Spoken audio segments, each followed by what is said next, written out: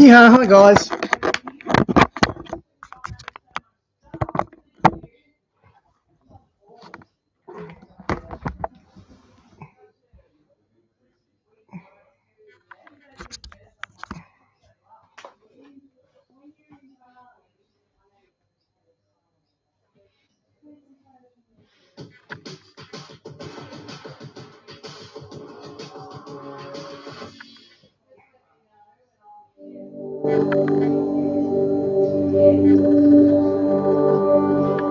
We know that no one uses the bedroom quite like you, and no one knows better. Hey Diane, good to see ya.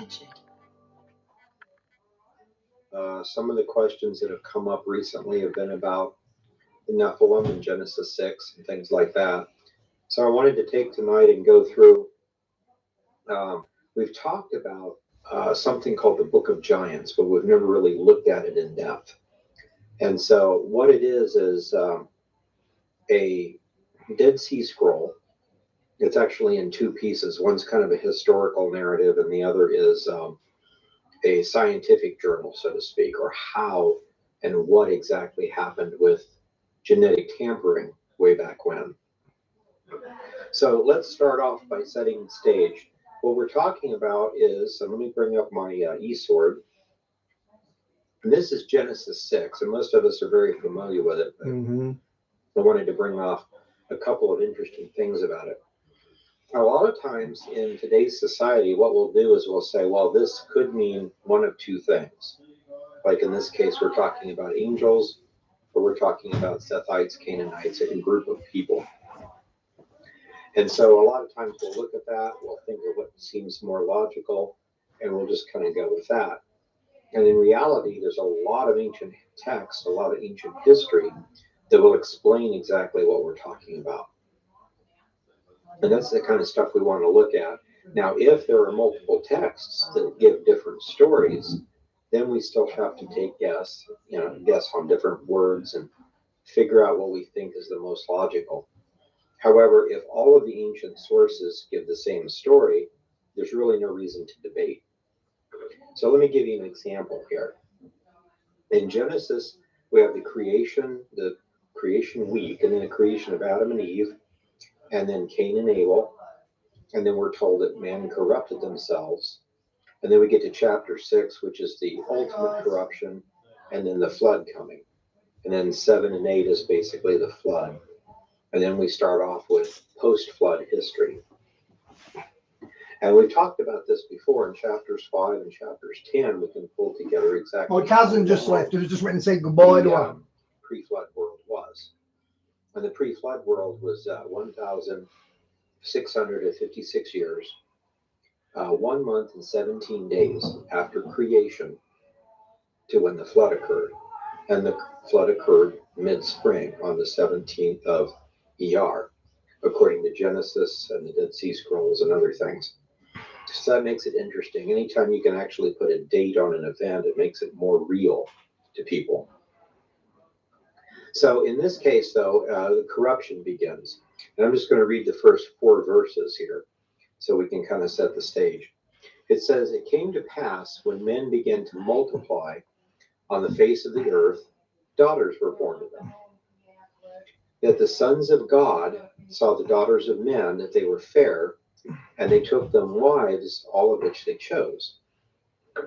Now, the key to this here is verse 2. Who are the sons of God? And there's 2 different theories. One is the son of God is a special creation. So Adam was the son of God. We're children of Adam because we're procreated. We're not created directly. So sons of God, plural, would have to be angels. And that is used in Scripture in multiple places. However, in the Scriptures, it talks about, if you're a believer in Christ, you're an adopted son of God. So not directly, physically a new creation yet, anyway, but something like that. So what's interesting,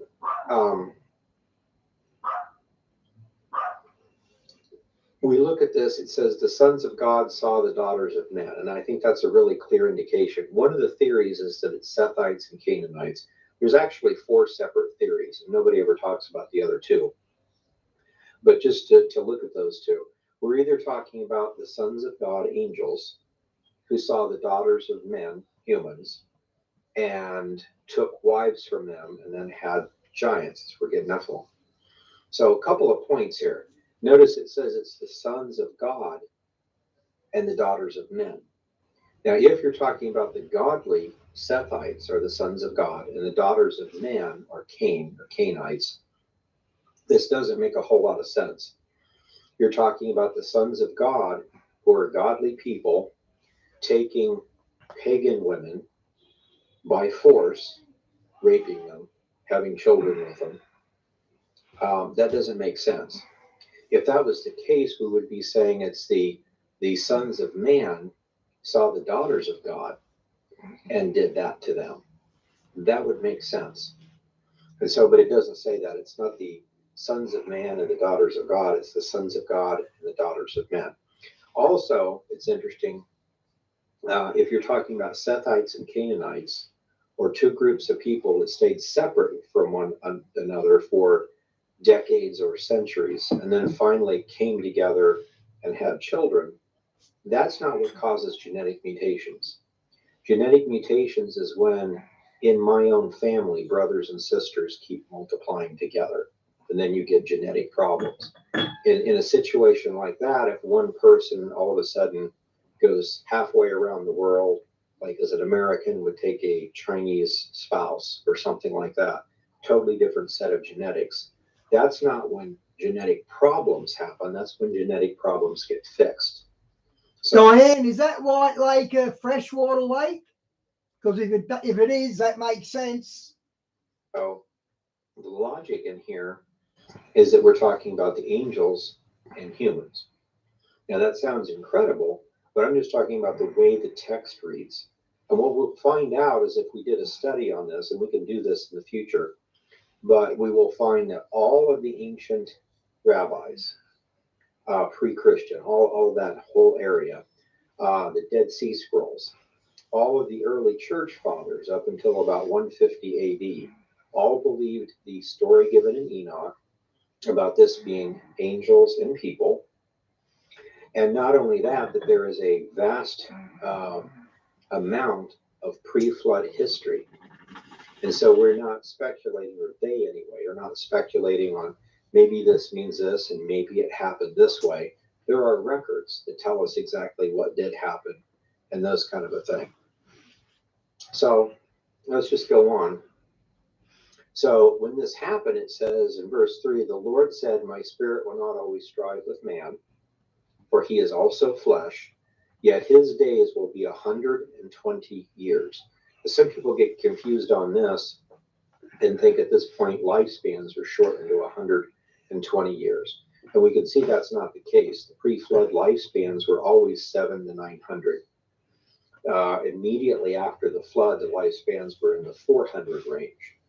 And then 4 to 5 generations into or after the flood, something else happened.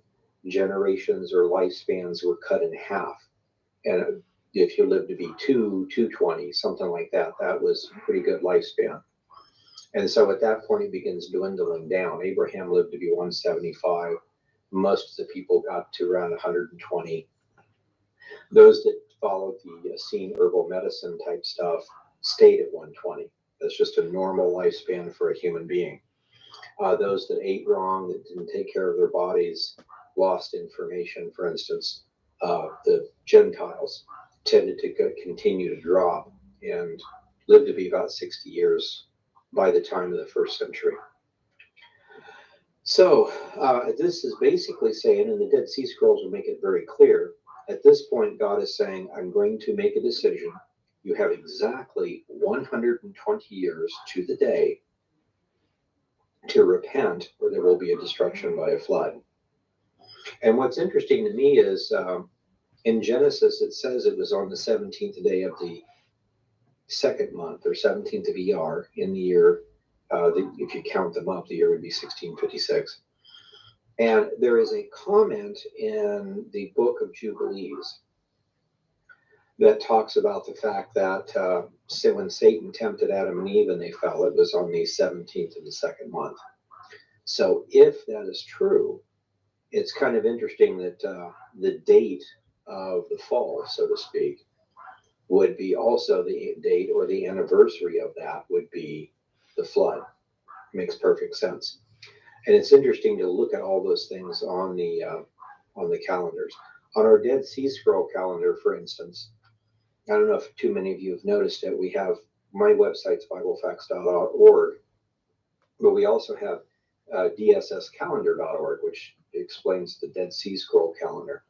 And we get to look in Jubilees and Shemitahs and other ways that they did for patterns in prophetic events.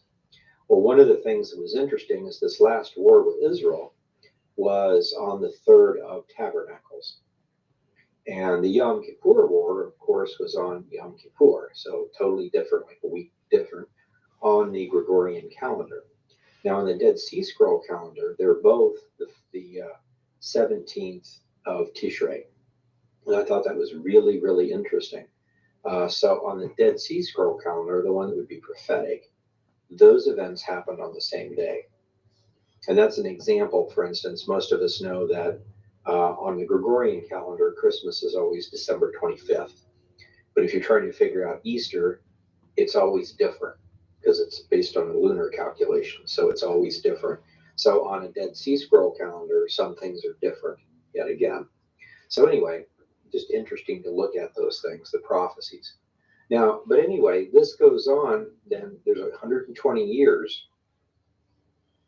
So if all this is correct, the date this was given, the date of the flood, the date of the fall, would all be the 17th of the second month, the 17th of Iyar. Anyway, so that's going on.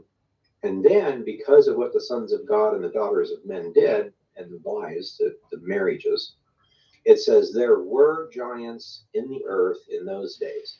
And this is King James. And Okay, so that was to poison the water, Diane. That's why I asked. That's water poisoning, as we know from Mike from around the world said that yesterday. So the word here for giant is Nephilim. And that confused me for quite a while. Why did they decide to translate it giants? Because Nephal means to fall. As a matter of fact, when you study Hebrew grammar, Nephal is a past tense verb, a verb that has fallen, past tense. So Nephilim would just be past tense people or something like that, or fallen people. But what's interesting is Aramaic is a sister language to Hebrew, and so some things are a little different. So in Aramaic, there is a word called Nephalia, and it literally means giant. So Nephilim would be a Hebrew version of Nephalia. So it actually does mean giants. Now, when we talk about a giant, we could be talking about someone compared to us that's twice our size physically. It can be used like a giant among men, somebody who's very intelligent or has some sort of special powers or some sort of special intelligence that can actually just make things happen. The kind of guy that walks into a city and, you know, within a couple of years owns all the businesses. And how did he do that? He's just that kind of a person. And there's a lot we could talk about different kinds of giants. But what I want to draw your attention to here in chapter 6, verse 4, it says that there were giants on the earth in those days. And also after that, when the sons of God came to the daughters of men, they bare children to them, and those children became the mighty men of old, men of renown. Now, you know, this is interesting because we've got 1615 or 1656 years of history in 6 chapters. And here Moses is, if you just read it and believe exactly what it says, he's like, there were giants, whatever those are, and those are the people, the men of renown, the ancient ones, you know, the ones we all know about. And he doesn't bother to give any of the stories or anything that happened because we all know about them. And he just simply goes on about God seeing the wickedness and deciding to bring a flood. And then Noah comes into the picture at this point. I want to draw your attention to one thing. A lot of people say, well, There were giants on the world of those days, and then after that, when the sons of God came to the daughters of men. Now, a lot of people that study Nephilim history will look at this and think, okay, it probably means there were giants on the earth in those days when the Nephilim were here pre-flood, and also after that, post-flood. And then when the sons of God came to the daughters of men, so they think like, okay, maybe there was 2 separate times this happened. So another translation, I think, makes it very clear. It says, excuse me. Hey, boss, there good were to see you, giants on mate. the earth in those days, the days of the Nephilim. Okay. And then also Love you, mate. afterwards, when the sons of God came to the daughters of men, plural. Now, if we read the book of Enoch, what originally had happened was everything was going fine. There was one angel named Azazel who came to earth and basically did this, trying to create his own something, whatever. Didn't really mess anything up. He kept to himself. Some legends talk about it being on an island somewhere. So not a big deal. But then after that, when nothing bad happened, it didn't seem like anything was going to happen about it. 200 angels descended on Mount Hermon in order to do the same thing. But they basically, with 200 of them, kind of all went crazy and it messed everything up.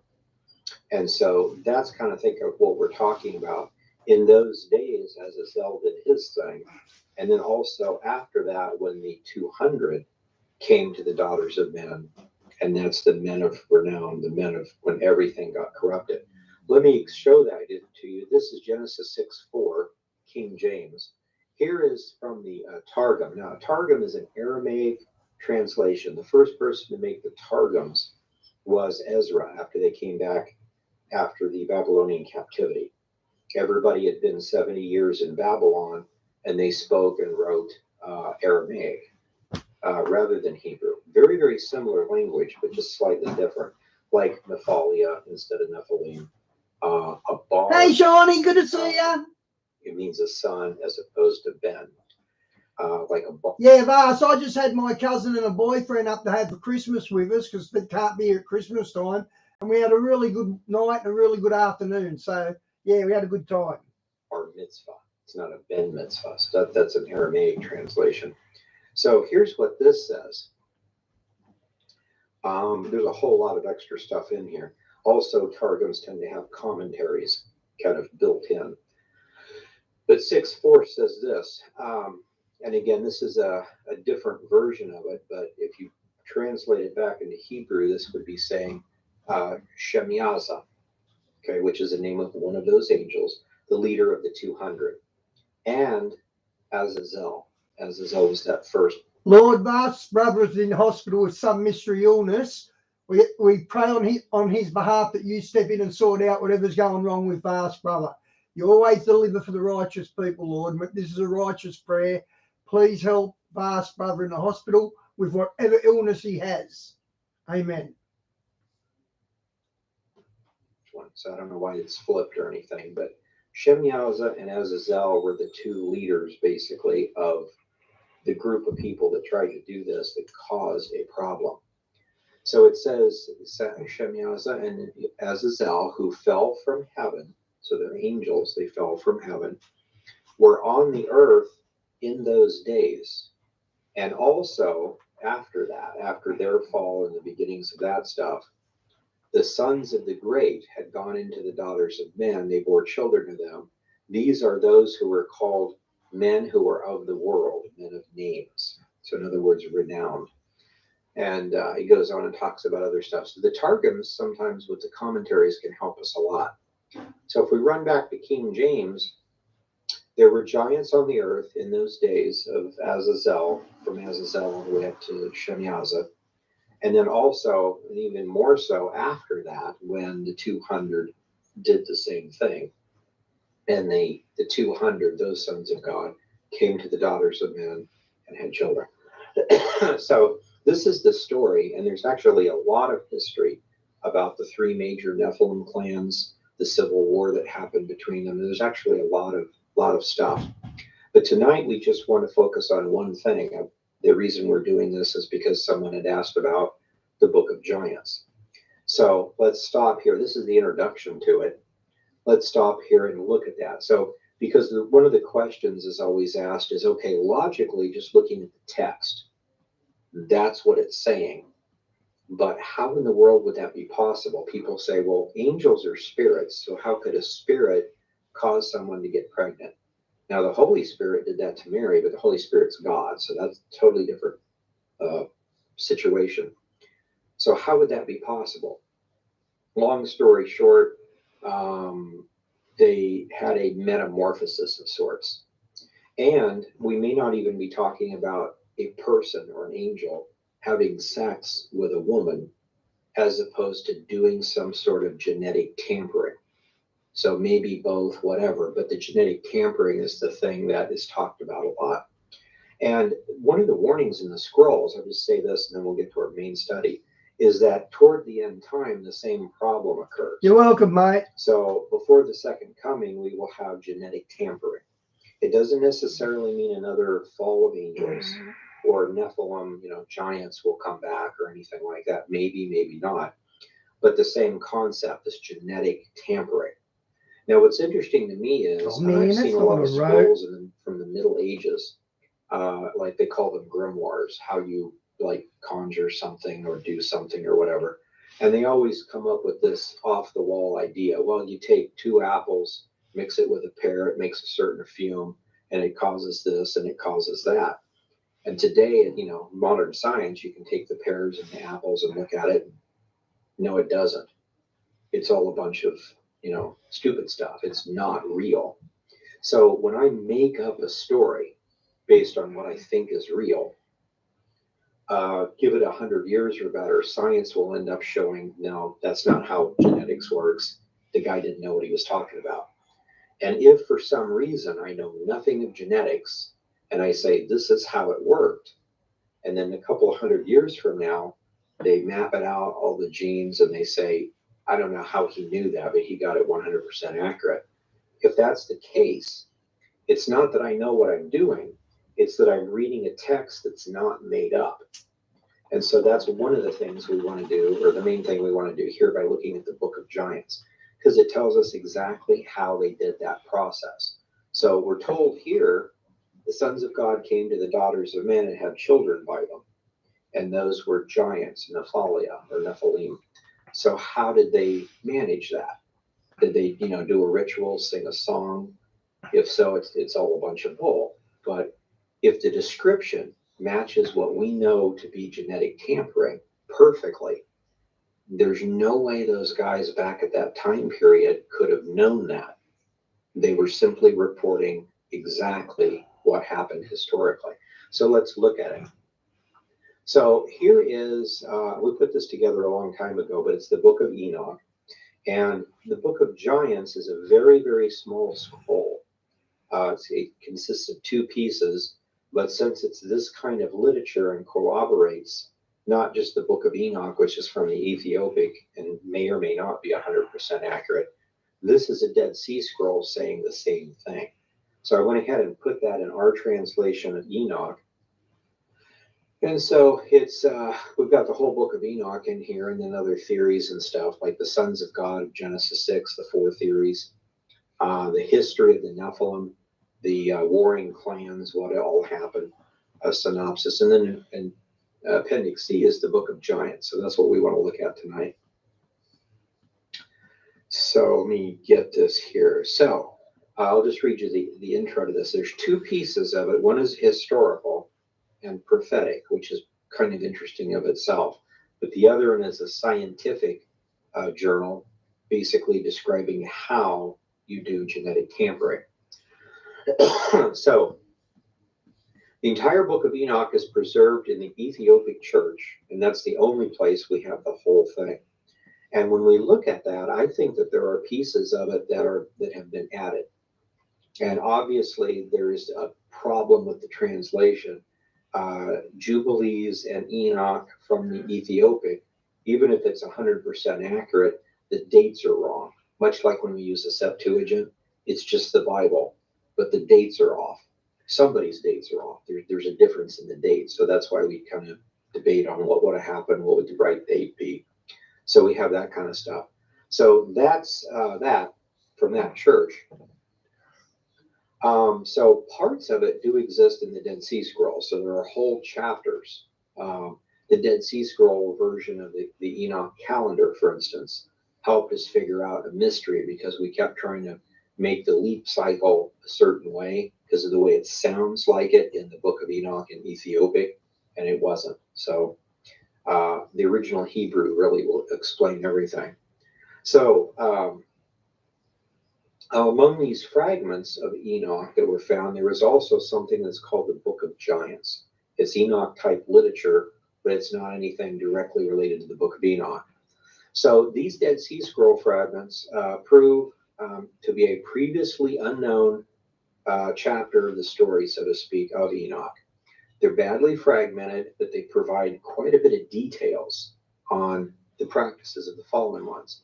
So, and then we just give an example. When we're talking about a Dead Sea Scroll, they're usually from the area of Qumran, well, and other places, but if they're from Qumran, it has a Q in it. So there's been some 50 caves that have been archaeologically looked at very carefully, most of which don't have anything in them. So out of those 53, I believe, there have been 12 now where we have found actual writing of some sort or something, pottery with writing or whatever. So in this case, Q for Qumran, it would be 1 through 12, meaning the cave, and then Q, and then the number of fragments, however many there were, found in that cave. So in this case, compiling Dead Sea Scroll fragments 1Q23, 2Q26, 4Q530, 31, and 32, and then 6Q8, we come up with a good section of the original Book of Giants. You can tell it's all the same thing. Anyway, it's badly fragmented, so some of the details are guesses, but it's made up of 2 sections, and we want to look at this first section.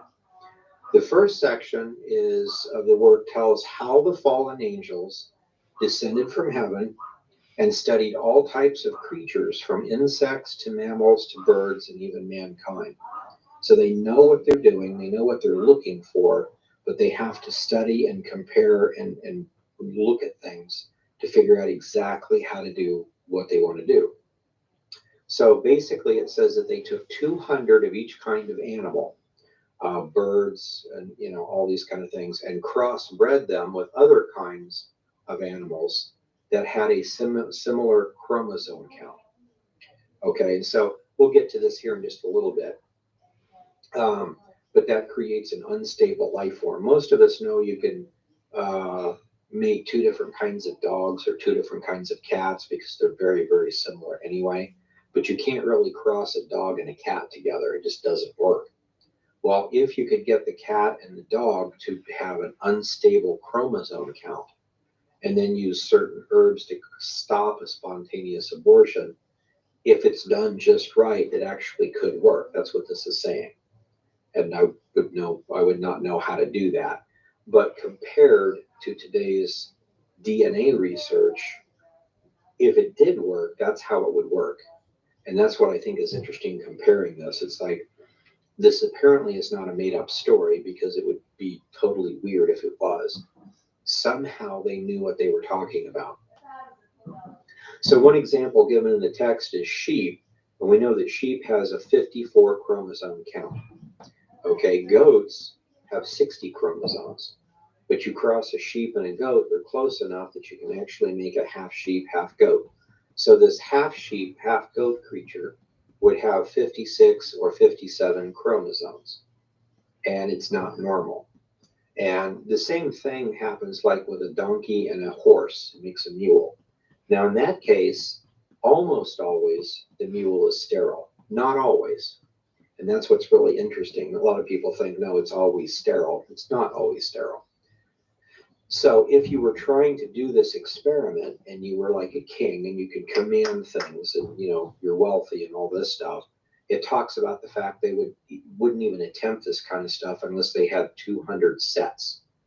So if you had 200 horses and 200 donkeys, there'd be at least 200 mules the first time. And then if you kind of rotated to get slightly different genetics, did it again, rotated, did it again.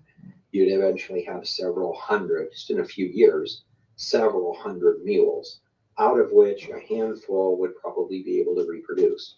And those are the ones you would take for stage 2, combining it with something else.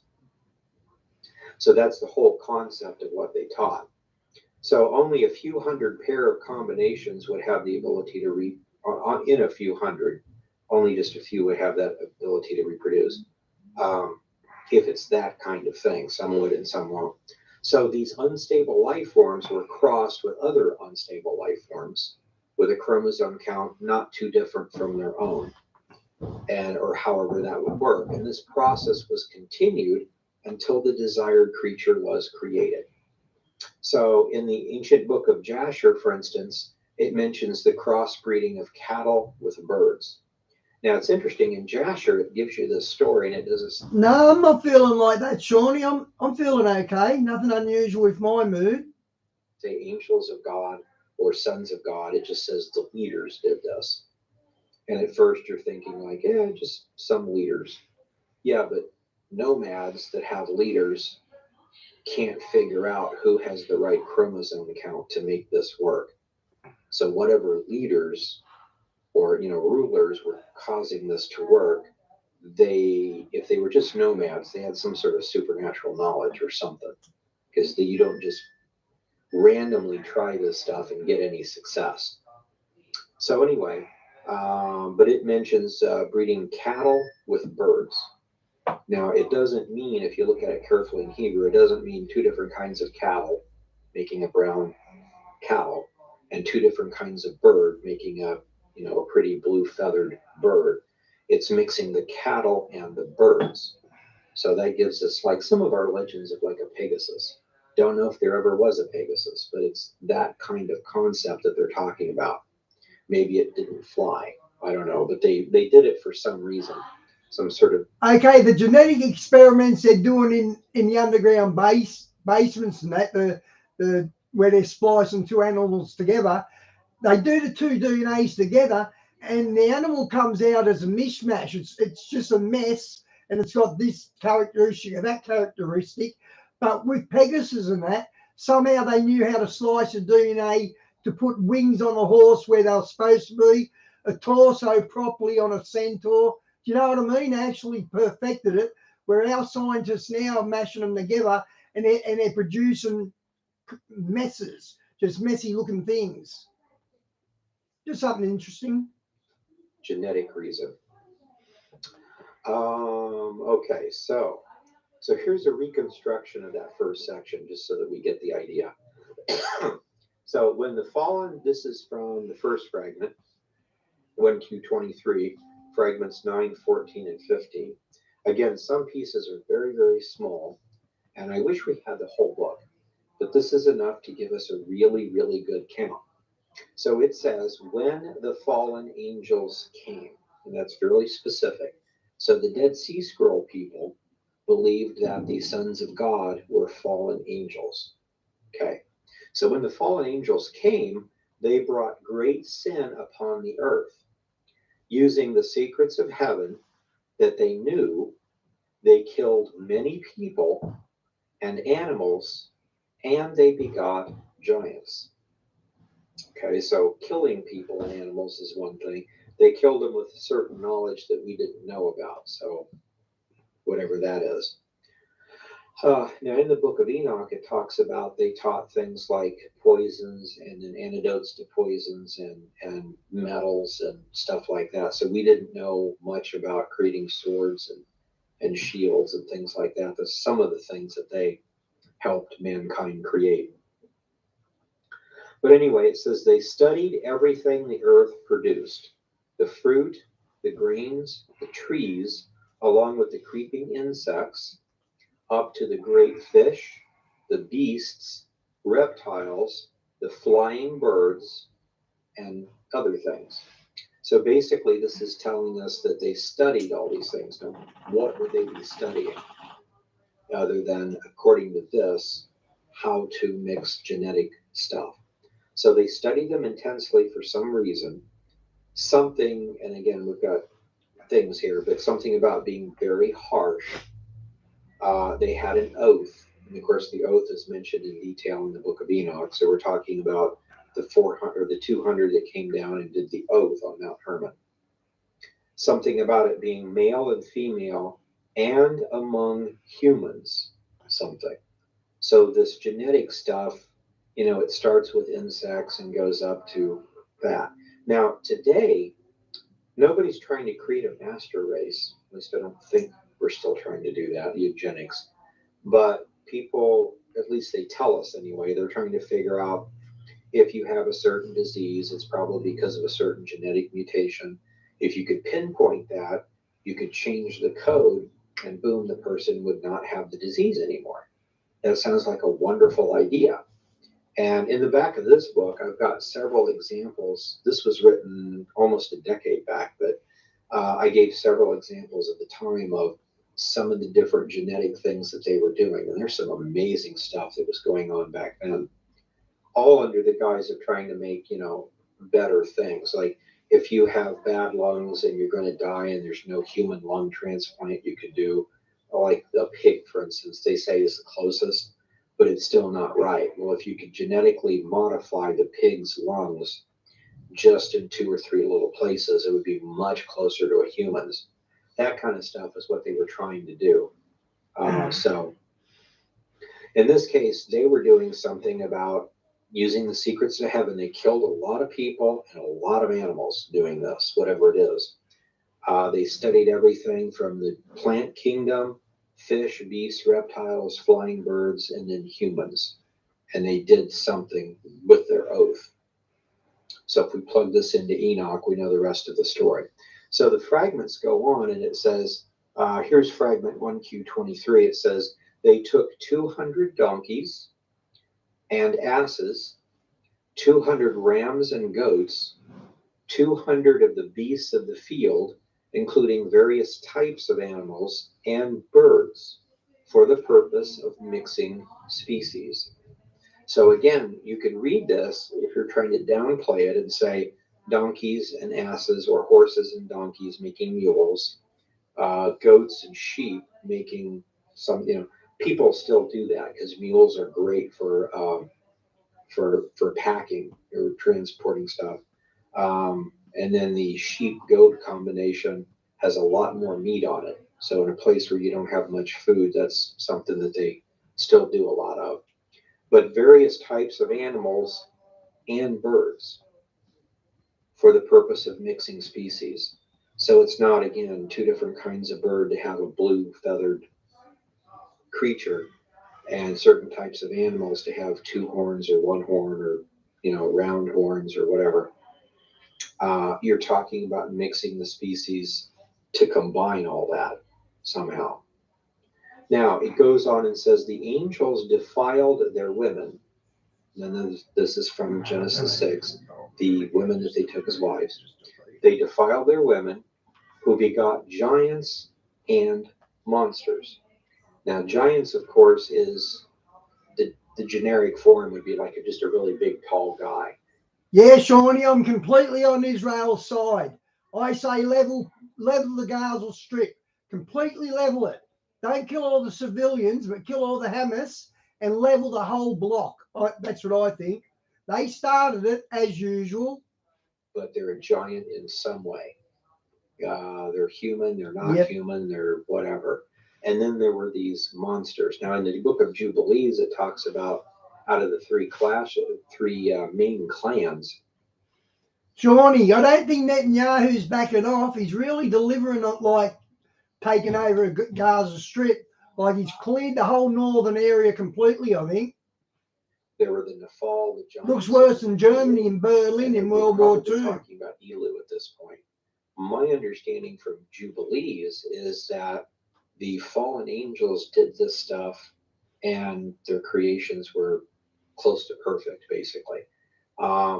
Those guys did the same thing, or as they procreated, it didn't work so well. And then the humans tried to follow along and do the same kind of thing, and that's where the Elu came from, and that was a disaster. It also talks about, in another manuscript, talks about when Canaan came and built Zidon. He went up the coast. The reason he did this is because he went up the coast quietly and then founded Zidon. Because along the coast, Zidon would be the closest seaport that you could have to go straight over to Mount Hermon, which is where the angels had originally come down, and he had hoped to find some sort of written records. And according to what Jubilee says, he found certain written records that explained how this would work. And the next thing you know, we have giants in the land of Canaan when Moses and Joshua go in there. So it's a really interesting thing. If you believe the Bible, I'm not trying to prove anything, but if you believe the Bible, somehow those things happen. And so these are explaining to us, again, how these things happen. Now, these guys were known to be 100% accurate prophets.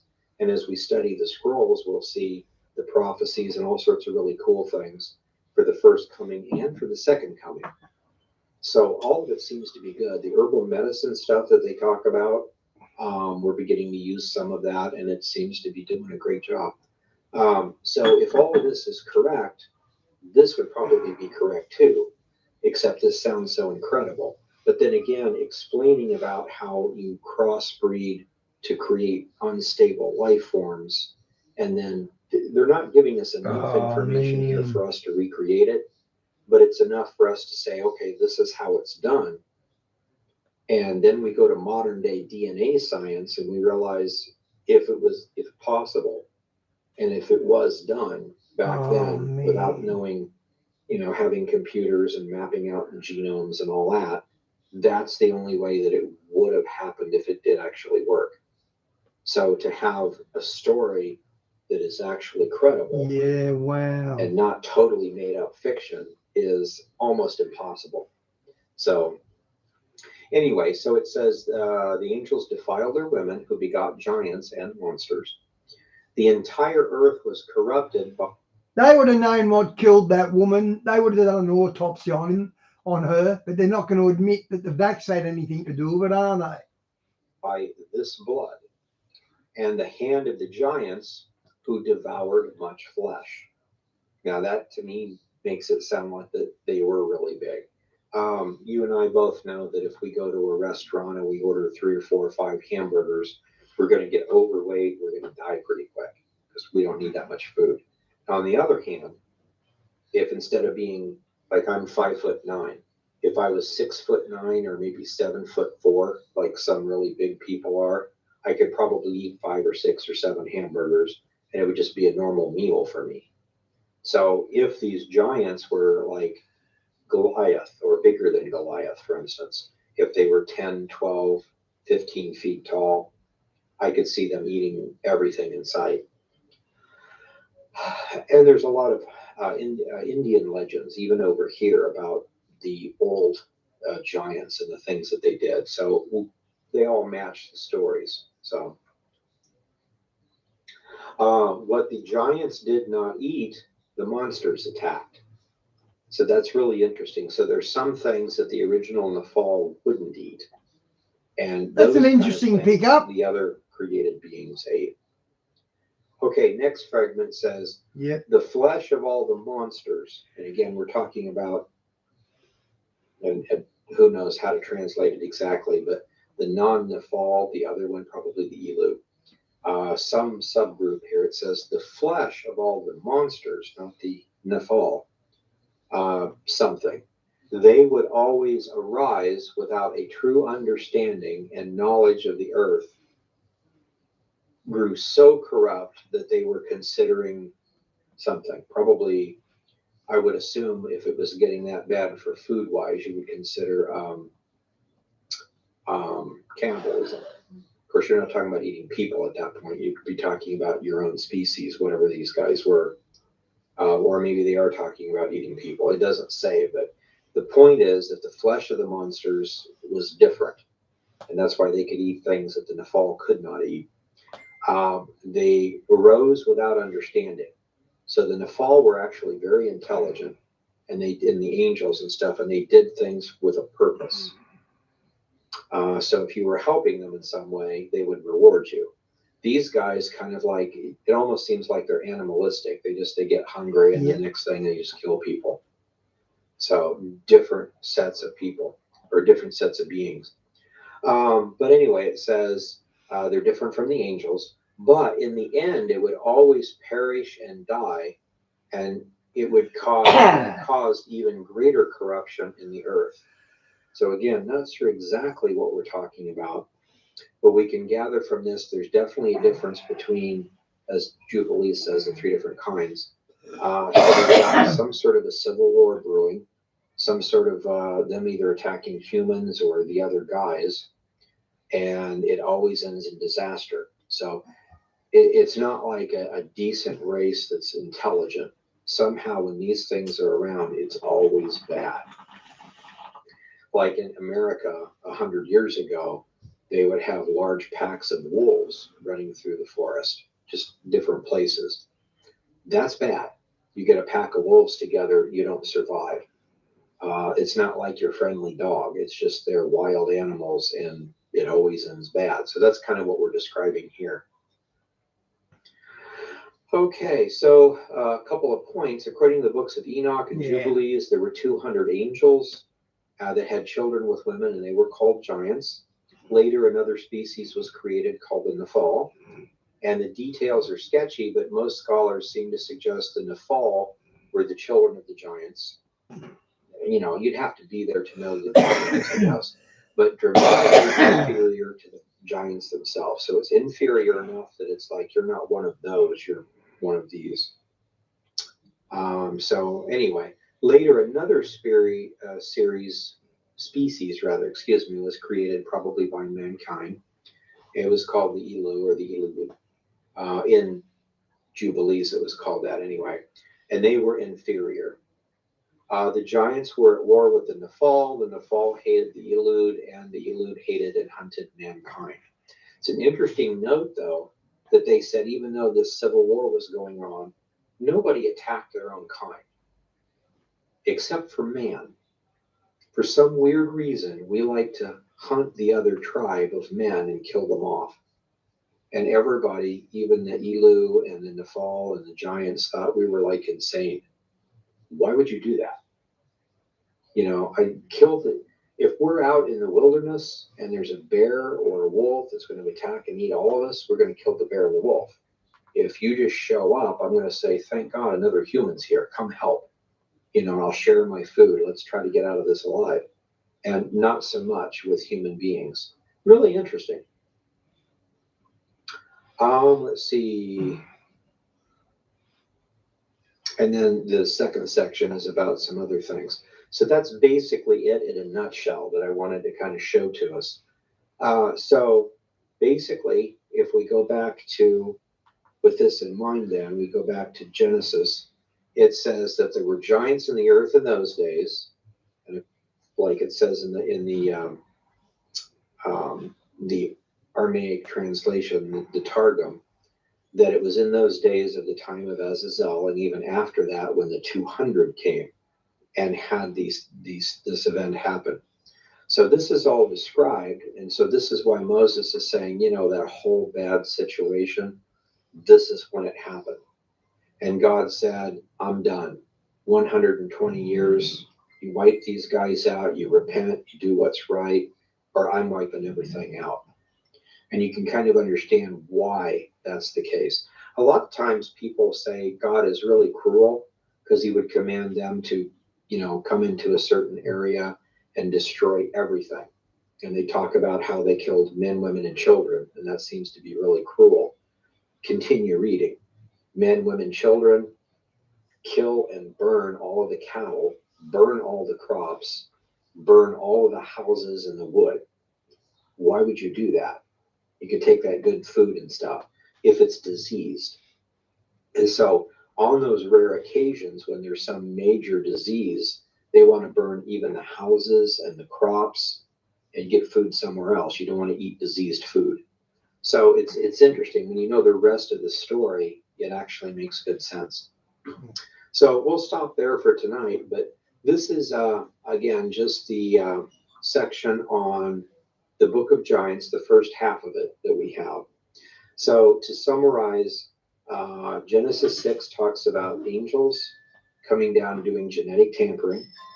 According Wow, to this Vast. Dead Sea Scroll, it explains how the genetic tampering was done. And if it was possible and something like that did really occur, it would, we know today by knowing normal DNA stuff and mapping out the human genome, that if it was possible, it would have to be done in a certain way. You can't just magically drink milk and have that change you into something else. There's no magic drink that does that. So the way they describe the process is exactly the way and the only way it might actually work. So you pull all this together, it's a really interesting piece of history. And we could go on if we had time, but talk about the Civil War that happened and all the other things that happened. So the Book of Jubilees, the Book of Enoch, the Book of Giants, which is a very, very small Dead Sea Scroll. And again, the scrolls, all the way through the scrolls, will make mention of the giants and the fallen angels and what they did, and give you a clue here and there. Church fathers are all the same. They'll talk about the fallen angels and what they did. And it's interesting to me, it wasn't until about 150 AD that one of the church fathers said the Book of Enoch was heresy. It was made up stuff. Everybody had accepted it fine until then. It wasn't scripture. It's not supposed to be in the canon, but it was supposed to be considered accurate history. So they considered it legitimate. Yep. But this guy started teaching that it was heretical. Yep, that's my point, Vast. I reckon they ate trees like salad. And that's when you get the Sethite Canaanite idea that pops out. Well, what's interesting is a few 50 or so years before, the idea of Sethites and Canaanites was originally created by a Gnostic cult called the Sethites. And they wrote a Gnostic work, a fake work, called I think it was called the Stali of Seth, something like that. And in there, they describe the Sethites as being like angels incarnated. So you can see how we kind of get that. It's a messing up of the history. And then someone reads that and says, oh, okay, well, they just meant they're angelic, they're godly, so, and then they start changing the story. So that's why I always thought it's interesting to look at the early church fathers, because if the first, 40 or 50 of them in the first 100 years all teach the same thing, then all of a sudden the story changes. You have a pretty good idea of what proper theology is.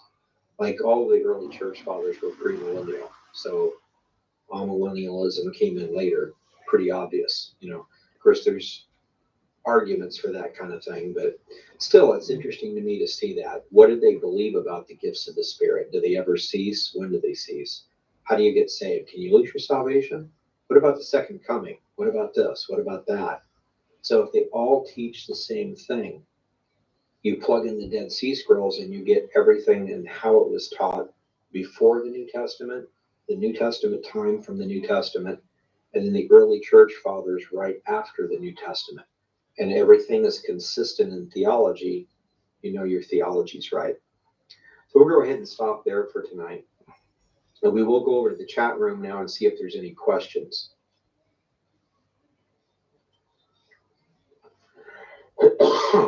Just still getting over a slight cold, so got a cough.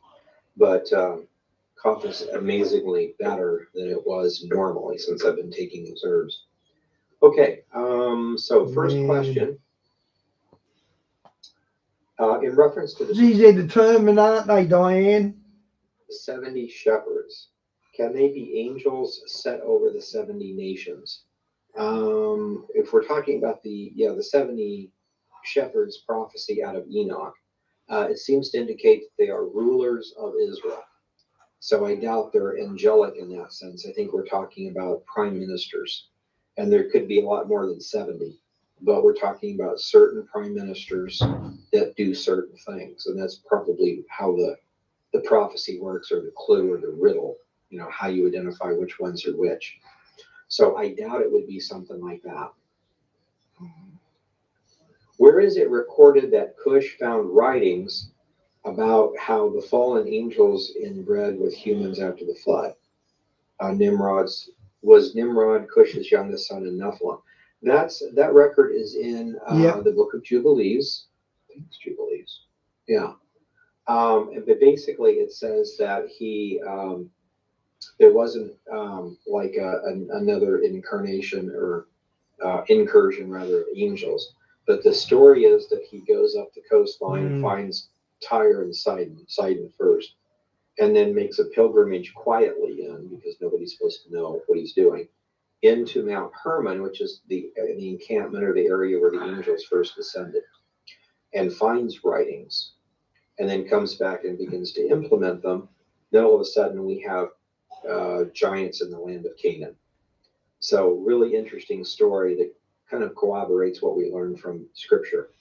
So I don't think he was a Nephilim in that sense.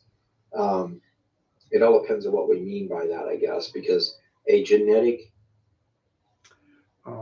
change of a creature or something is like a full-blown Nephilim. But the Nephilim, the spirits of the Nephilim still exist, and so they're what we call demons. So if you were demonically possessed, in a sense, you're a Nephilim, even though genetically you'd be fine. Or if you're trying to do this kind of stuff or whatever. So I don't think he was. I think he was just a normal person, but he's trying to go back and do the same kind of thing. So, for instance, most of us realize that demon possession is pretty hard to maintain. People can become possessed and do weird things, and then it goes away. To create a body that a demon could possess and stay there completely cognizant for 50 years or whatever, it's just really, so it's basically impossible to have it continue like that. So if you're trying to do some sort of genetic thing to make that possible, a long-term meat suit, so to speak, for the demon, that would be a possibility. Anyways, I don't think so in that case. Please disregard if you answer this in your teaching, but how do giants show up again in Joshua when the flood was to wipe them out? Or these different giants? Yeah, these would be a different set of giants. Yeah. So, and basically we learn that from... Shawnee, what about the Kandahar giant in Afghanistan? The American Special Forces ran into a giant, and the giant killed a section off. And when the rescuers come in to rescue him, they kill the giant. And he was like 12 foot tall, 6 fingers, 6 toes, 2 rows of teeth, red hair. So you're right, they are walking the earth right now. Jubilees, and then some of the church fathers fill in some of the gaps. So the whole idea is that the fallen angels came, did the genetic tampering, wrote down formulas, so to speak. And once you understand what we're looking for, again, if you're a king, you could order 200 donkeys and 200 horses, and then mate them together, and then just keep rotating the different father and mother, and just keep, and you'll probably have a handful of mules that reproduce and go forward from there. But however he did it, that's what he supposedly did. We have other references like that, like in Genesis 36. There's a whole account of the Nephilim creatures that were down at the other part. So there's all these different things in Scripture and in other places also. Can you explain what Jesus meant when he said he was surrounded by strong bulls of Bashan? Thanks. That's a good question. The whole idea, Bashan is the Golan Heights, and that is where Og, the king of Bashan, was. So Og was one of the giants, one that Moses actually killed. So it could simply be a metaphor of the giants of that time. So these people may not be giants, they may be humans, but they're very evil, very demonic in sense, and they have some sort of power, strength, political power, or something to destroy. And they did. They put a system together to actually kill the Messiah. And the histories about that time period is really amazing. I mean, really disgusting, and the kind of stuff that they did. So for that kind of stuff, we read like Josephus and Eusebius and learn what exactly happened. My daughter and I are learning about the giants. I remember reading, forgot where, that the people before the flood were so torched by all the demons, they called out to God for help. Yeah, that is in Jubilees also. The situation that had happened, all of the Nephilim were destroyed. I mean, and then most of the humans were. The whole place was wiped out. Noah, his sons, and the animals in the ark. Okay, guys, I might switch to MR Safari.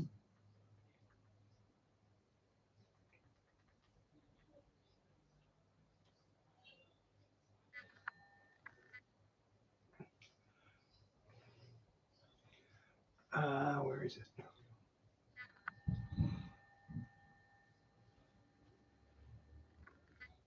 Experience 2-for-1 Europe from €9,999 for 2 people, including flights. Take a friend and discover 8 countries. Cruise the Mediterranean for 7 nights and more. Head to tripadeal.com.au. What is the origin of the name Palestine, and how come we are having a name that is not in the Bible and not in any history book from before 2,000 years ago? The answer is going all the way back to the end of the Second Jewish Revolt against the Romans, when Caesar Adrian decided to put an end to the Jewish people, that the name of Israel will be remembered no more. And he decided to do 2 things. He decided to level the city here that is behind me and to build on top a pagan Roman city, which he named Aelia Capitolina. And at the same time, Caesar Adrian decided to name this entire country after their old foes from the Old Testament, the Philistines, and change its name to Syria Palestina, the province of Syria in Palestine. And that is when the name Palestine was first born into this world. Yet the name Palestine stuck to this place, and ever since 135 AD, any person that lived here was called Palestinian. Jew or Arab, Christian, or any other religion, they were all called Palestinians. The name Palestinian cannot be taken and owned by any group of people. This is not a name of a nation. This is not a name of a sovereign state. It is a name of a region, and a name that was given for one reason and one cause, and that is that the name of Israel will be remembered no more, just as Psalm 83 had said. When we come to deal with the modern history of the wars of Israel, we have to go back to the end of World War I. The Ottoman Empire, the empire that ruled this region for about 400 years, from 1517 to 1917, was coming to its end. The Ottoman Empire was about to lose that war, and Britain, France, and Russia gathered together to somehow find a solution for what's going to be in the day after. However, in 1917, the communist revolution in Russia left Russia outside of the game, and now it is only Britain and France. Sir Mark Sykes and Francois Georges Picot were diplomats, British and French respectively, drew up in 1916 a secret treaty agreeing how Britain and France will carve up the remains of the Ottoman Empire, which they were absolutely confident that will be defeated by the end of that First World War. When this happened, the League of Nations gave Britain and France a mandate to run the countries we know now as Syria and Lebanon, Israel, Palestine, Jordan, and Iraq as part of their empires while creating independent countries. On November 2nd, 1917, the United Kingdom's Foreign Secretary, Sir Arthur James Balfour, sent to Baron Rothschild a letter that was supposed to be transmitted to the Zionist Federation of Great Britain and Ireland. In that letter, he writes, "Dear Lord Rothschild, I have much pleasure in conveying to you, on behalf of His Majesty's government, the following declaration of sympathy with Jewish Zionist aspirations, which has been submitted to and approved by the Cabinet. His Majesty's government view with favor the establishment in Palestine of a national home for the Jewish people and will use their best endeavors to facilitate the achievement. Vast, that one Dr. Grady McGurdy, 25 proofs the earth is only 6,000 years old. If you haven't watched it, I'll put it up now. That's why I asked. Of this object in being clearly understood that nothing shall be done which may prejudice the civil and religious rights of existing non-Jewish communities in Palestine, or the rights and political status enjoyed by Jews in any other country. I should be grateful if you would bring this declaration to the knowledge of the Zionist Federation. Yours sincerely, Arthur James Balfour. The Balfour Declaration was a milestone in the history of the Jewish people and their quest for a homeland here in the land of Israel. For the first time, the empire that controls this part of the world acknowledges the rights of the Jewish people for their homeland. It is a very unusual thing because most of the sympathy that the Jewish people received was only after 6 million were murdered by Nazi Germany. By 1917, the Brits understood that it is about time for the Jewish people to have their homeland in the land of Israel.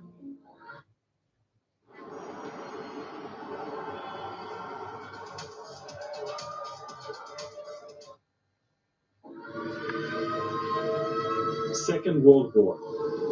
The invasion of Poland by Germany and subsequent declaration of war on Germany by France and the United Kingdom marked the beginning of one of the darkest eras in our history.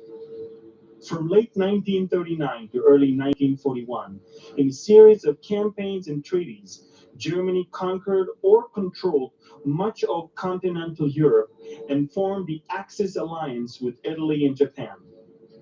Following the Molotov-Ribbentrop Pact, Germany and the Soviet Union partitioned and annexed territories of their European neighbors, including Poland, Finland, and the Baltic states. The United Kingdom and the British Commonwealth were the only Allied forces continuing the fight against the Axis, with campaigns in North Africa and the Horn of Africa, as well as the long-running Battle of the Atlantic. In June 1941, the European Axis powers launched an invasion of the Soviet Union, opening the largest land theater of war in history, which trapped the major parts of the Axis military forces into a war of attrition. The Axis advance halted in 1942 when Japan lost the critical Battle of Midway near Hawaii, and Germany was defeated in North Africa and then decisively at Stalingrad in the Soviet Union. In 1943, with a series of German defeats on the Eastern Front, the Allied invasion of Italy, which brought about Italian surrender, and Allied victories in the Pacific, the Axis lost the initiative and undertook strategic retreat on all fronts. In 1944, the Western Allies invaded France, while the Soviet Union regained all the territorial losses and invaded Germany and its allies. The war in Europe ended with an invasion of Germany by the Western Allies and the Soviet Union, culminating in the capture of Berlin by Soviet and Polish troops and the subsequent German unconditional surrender on May 8, 1945. Numerous times along the history prior to the establishment of the sovereign state of Israel, there were attempts to bring about a lasting, comprehensive peace between the Jewish people and the Arabs. One must wonder, how come up until today, not only that a peace like that is not around, but the hatred towards Israel is growing bigger and stronger Fundamental Muslims believe that it is the will of Allah for Islam to rule the world. For them, Islamic law stipulates that to fulfill Muhammad's task, every infidel domain must be considered a territory of war. Maurice Farhi, an author that was born in Turkey, a Muslim, who lives in Britain right now and serves as the vice president of PEN, the British Council of Authors, wrote in his book, The Last of Days, that Muslims believe there can be no peace with Jews, I'll find the Christians, link. Hang or any on. non-Muslims, and that if peace must be made, then only a truce is permissible, and that for a maximum of 10 years as an expedient to hone our sword, wet our blood, and strengthen our will. Fundamentalist Muslims must destroy the Jewish people and rule this country, or Muhammad is a false prophet and the Quran is not true. And such thought is inconceivable. So that the Muslims must attack Israel in order to be loyal to their own prophet. Now, this is not the position of all Muslims around the world, but it is the position of the fundamentalists and the jihadists. And unfortunately, up until today, their voice overtakes all the others. One would think that siding with the Arabs would cause the Arabs to side with the British throughout that war. Yet it was not the case. The Jewish population volunteered to the British Army to fight against Nazi Germany throughout World War II. Yet the Arabs who lived here in the land of Israel, called then Palestine, sided and even more so collaborated with Nazi Germany.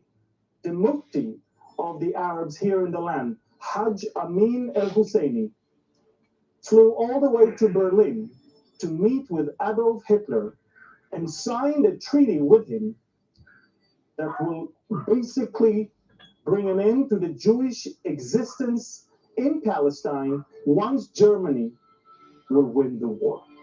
It is quite inconceivable to think that those who collaborate with the Nazis were benefiting from the British policy, whereas those who sided with the British were actually suffering more and more.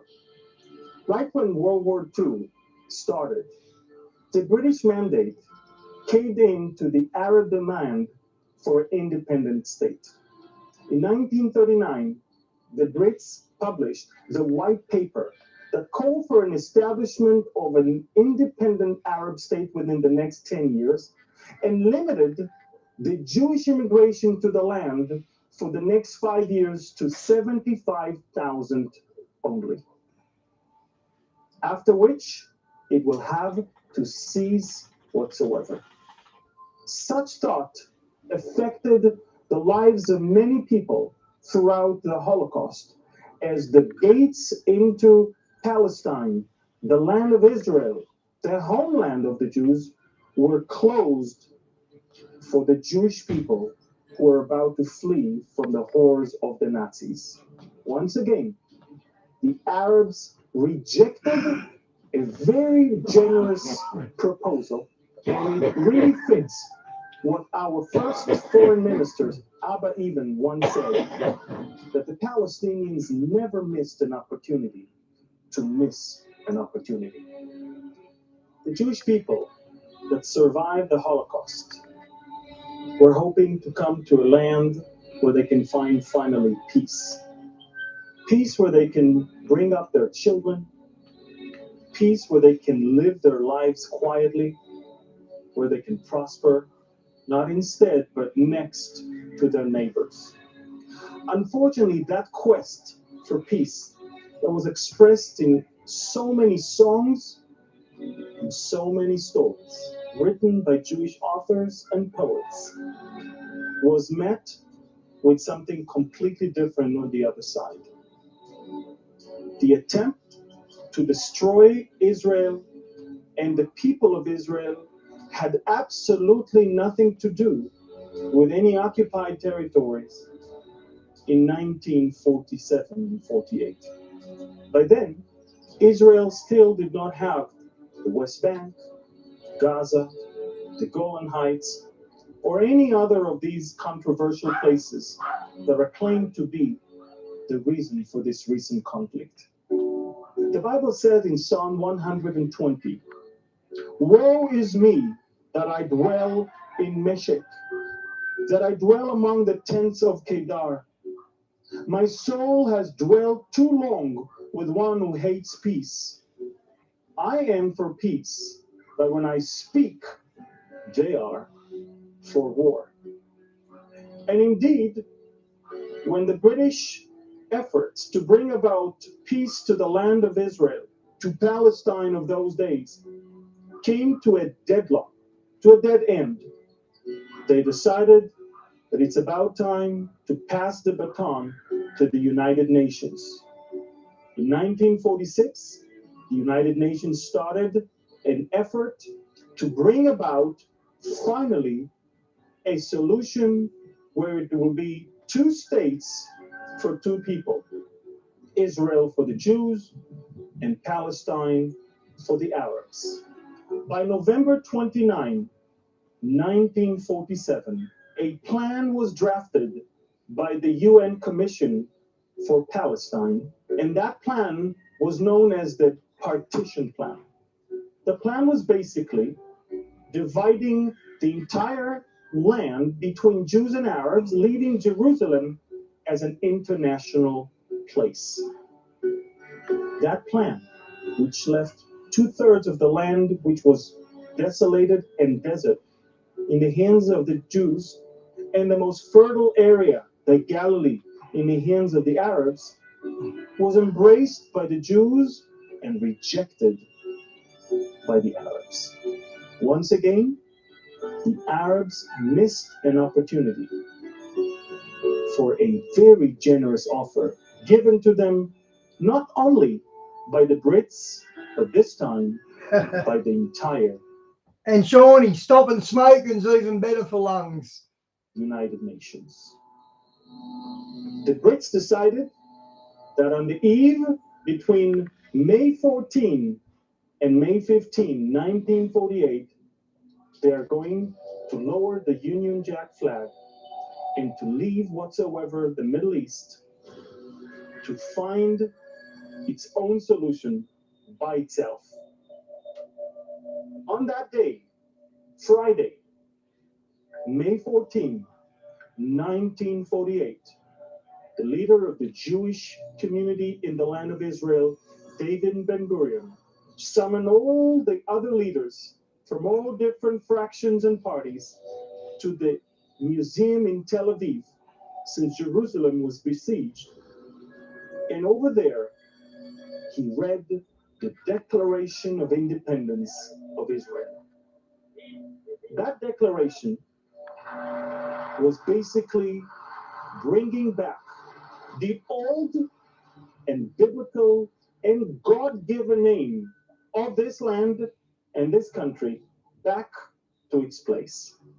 David Ben-Gurion said, "I hereby declare the establishment of the state of the Jews, which will be called the State of Israel." Yay! If you remember, Psalm 83 says that our enemies are up to cut us off from being a nation, that the name of Israel will be remembered no more. The return of the name back to its land and the return of the people back to their land was the main reason for the outbreak of the War of Independence. We only had a few hours. She was in the 70s, wasn't she? Golda? To rejoice and dance in the streets before 5 Arab countries would invade into the land of Israel, the newborn state, and pose an existential threat to the people and the land. David Ben-Gurion literally had few hours to decide between two options, a bad one and even worse one. The bad option is to declare statehood and suffer an imminent war. The worst one is not to declare statehood and suffer an imminent war. David Ben-Gurion decided that Diane, they know the American dollar's going to fall. That's why they're bailing out. That's what I truly believe. although I have few hours, a nation Oh, must 69. be Yeah, I built. thought it was the 70s. Yeah. And that, of course, brought life to the words of the prophet Isaiah in its 66th chapter, where he says, before she was in labor, she gave birth. Before her pain came, she delivered a male child. Who has heard such a thing? Who has seen such a thing? Shall the earth be made to give birth in one day? Or shall a nation be born at once? For as soon as Zion was in labor, she gave birth to her children. Wow. Shall I bring to the time of birth and not cause delivery, says the Lord? Shall I, who cause delivery, shut up the womb, says your God? Rejoice with Jerusalem and be glad with her, all you who love her. Rejoice for you with her, all you who mourn for her. A nation was born at once. A nation was born within one day. A nation that is now having not only a flag and a national anthem, but also a sovereign and an independent state. The words of the prophet Isaiah rings in the ears of so many people up until today. Finally, Zion gave birth to a land and children that are comprising together the newborn state of Israel. Violence in the Holy Land broke out almost immediately after the United Nations announced partition on November 29, 1947.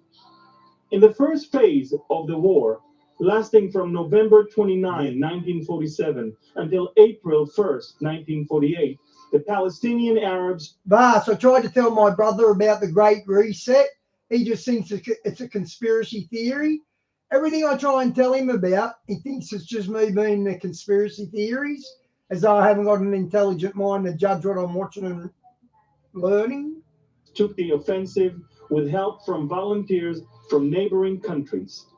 The Jews suffered severe casualties, and passage along most of their major roadways were disrupted. Even as Israel declared its statehood on May 14, 1948, 5 mechanized Arab armies invaded. The Jews had only 35,000 fighting men, no air force except for a small training plane out of which the pilot dropped a grenade, and only 6 tanks. The Egyptian army alone had 40,000 soldiers, 135 tanks, heavy guns, and an air force of over 60 planes, including Spitfires and bombers. The Jordanians had the Arab Legion, which trained by the British and led by an Englishman, Sir John Bagot Gluck, along with 48 British officers. Shawnee. Yet against all odds, the Jewish fighters... Jesus does the final reset. Good pickup.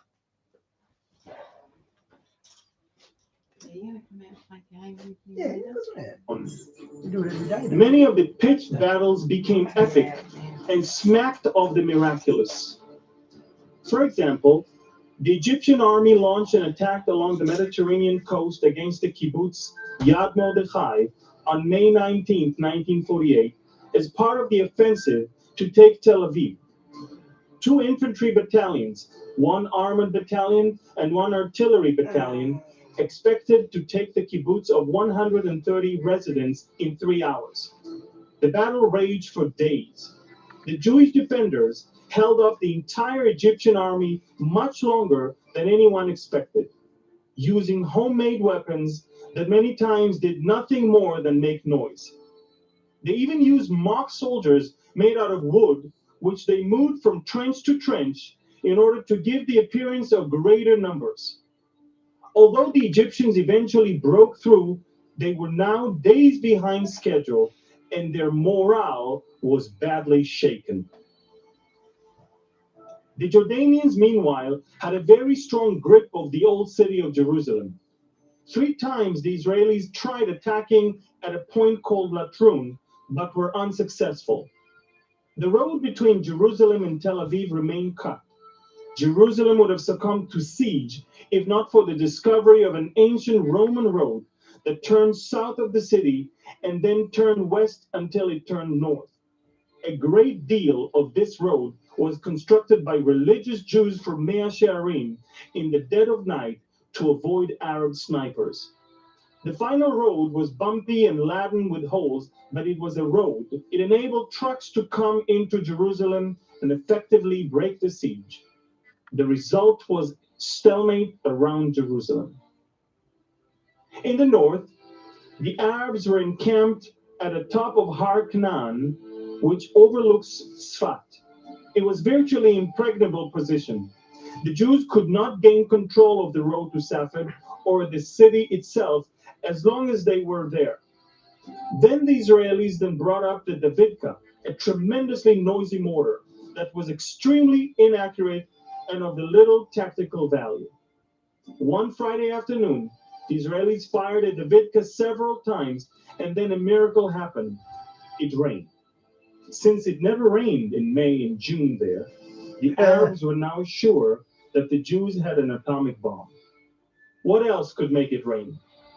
Consequently, they fled their impregnable position on top of Har Canaan. The Israelis captured Sfat and drove the Arabs out of the entire northern area of Galilee. These are only a few examples. For the believing Jew, there were nothing short of miracles, direct signs of the divine hand in Jewish history.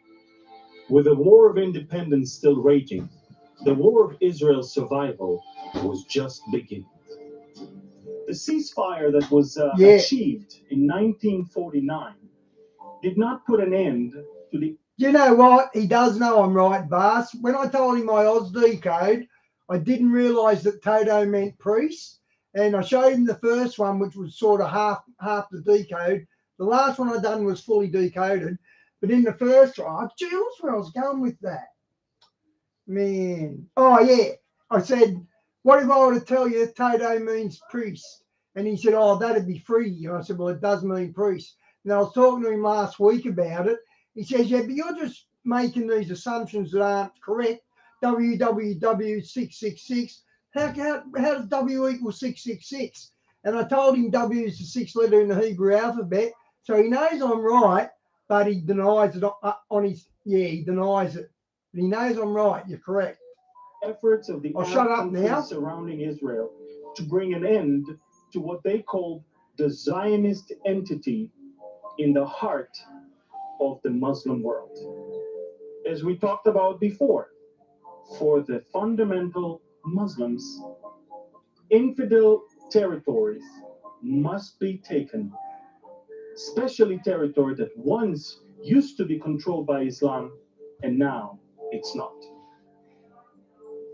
The 1950s were the early years of a newborn state that has to deal with several challenges. Challenges over absorption of hundreds of thousands of immigrants, Jewish people that are coming from the 4 corners of the world back to their homeland. Immigrants that are coming from Arab countries, Northern Africa, immigrants that are coming from Western Europe, Eastern Europe, as well as immigrants coming from North and South America. Israel had to deal with a triple challenge.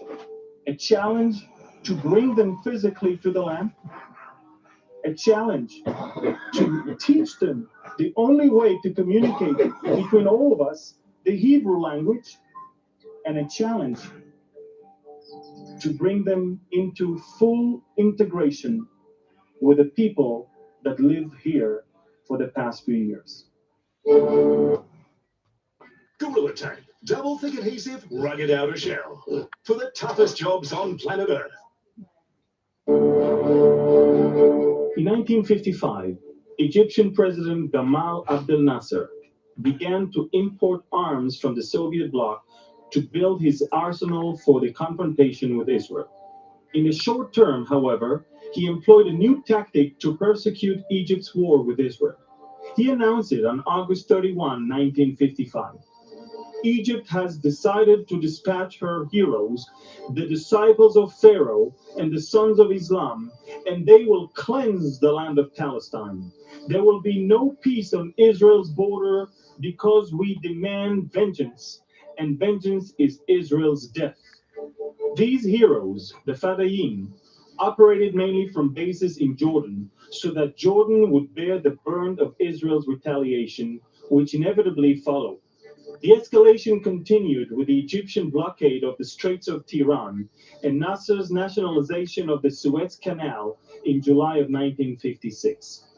On October 14, Nasser made clear his intent. I am not solely fighting against Israel itself. My task is to deliver the Arab world from destruction through Israel's intrigue, which has its roots abroad. Our hatred is very strong. There is no sense in talking about peace with Israel. There is not even the smallest place for negotiations. Less than 2 weeks later, on October 25, Egypt signed a tripartite agreement with Syria and Jordan, placing Nasser in command of all three armies. The continued blockade of the Suez Canal and Gulf of Aqaba to Israeli shipping, combined with the increased Fadaim attacks, prompted Israel, with the backing of Britain and France, to attack Egypt on October 29, 1956. When the decision was made to go to war in 1956, more than 100,000 soldiers were mobilized in less than 72 hours, and the Air Force was fully operational within 43 hours. Paratroopers landed in the Sinai, and Israeli forces quickly advanced unopposed towards the Suez Canal before halting in compliance with the demand of England and France. Though their allies had failed to accomplish their goals, the Israelis were satisfied at having reached theirs in an operation that took only 100 hours. By the end of the fighting, Israel held the Gaza Strip and had advanced as far as Sharm el-Sheikh along the Red Sea. A total of 231 Israeli soldiers died in the fighting. The United States subsequently joined the Soviet Union in a campaign to force Israel to withdraw. This included a threat to discontinue all U.S. assistance, UN sanctions, and expulsion from the United Nations. U.S. pressure resulted in an Israeli withdrawal from the areas it conquered. I'm actually enjoying this. Without obtaining any concessions from the Egyptians. This sowed the seeds of the 1967 war. The 1960s posed a new threat on a different front line, and this time from the side of the Syrian regime.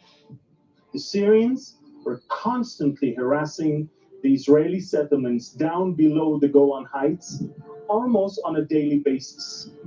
Generation of children grew up in bomb shelters in that area. It was only inevitable that a confrontation is about to occur. By 1964, a confrontation nearly took place as a result of the Syrian effort to divert the waters of the Dan River into their territories. Israel understood that unless we penetrate into the highest hierarchy of the Syrian regime and military, we would not be able to understand what they're thinking and somehow thwart that threat. And that brings us to the story of Eli Cohen, a young Jew who was born in Alexandria, Egypt, and moved to Israel in his 20s. Cohen was recruited to the Israeli Mossad, and he's best known for his espionage work between 1961 and 1965. At first, Cohen was sent to Argentina to begin his coverage as a businessman there. Cohen moved to Damascus in February of 1962 under the alias Kamel Amin Tabet, and shortly after developed close relationships with the political and military hierarchy and became the chief advisor of the Syrian minister. Wow, and he's a Mossad spy. After a few days of radio Geez, the silence Jews are sneaky, imposed eh? by the They're really Syrian good at this stuff. counterintelligence authorities, Cohen was uncovered right in the middle of transmitting a message to the Israeli side. Cohen was convicted under pre-war martial laws to death penalty in 1965. The intelligence that Eli Cohen gathered is claimed to have been an important factor in Israel's success in the Six-Day One day he War come undone. in 1967. Okay, part 2. In the spring of 1967, following close to a decade of relative calm, Israel found itself poised for war against 4 of its Arab neighbors. The United States tried to prevent the war through negotiations, but it was not able to persuade Nasser or the Arab states to cease their belligerent statements and actions. Still, right before the war, Johnson warned, Israel will not be alone unless it decides to go alone. Then, when the war began, the State Department announced, our position is neutral in thought, word, and deed. Moreover, while the Arabs were falsely accusing the United States of airlifting supplies to Israel, Johnson imposed an arms embargo on the region. France, Israel's other main arms suppliers, also embargoed arms to Israel. Yeah, vast. Mossad is by far the most advanced intelligence gathering operation. I wouldn't say by far. The Jesuits wouldn't be far behind them, but they're both really good at what they do. By contrast, the Soviets were supplying massive amounts of arms to the Arabs. Simultaneously, the armies of Kuwait, Algeria, Saudi Arabia, and Iraq were contributing troops and arms to the Egyptian, Syrian, and Jordanian fronts. On June 5, 1967, Israel was indeed alone, but its military commanders had conceived a brilliant war strategy. The entire Israeli Air Force, with the exception of just 12 fighters assigned to defend Israel's airspace, took off at 7:14 a.m. with the intent of bombing Egyptian airfields while the Egyptian pilots were eating breakfast.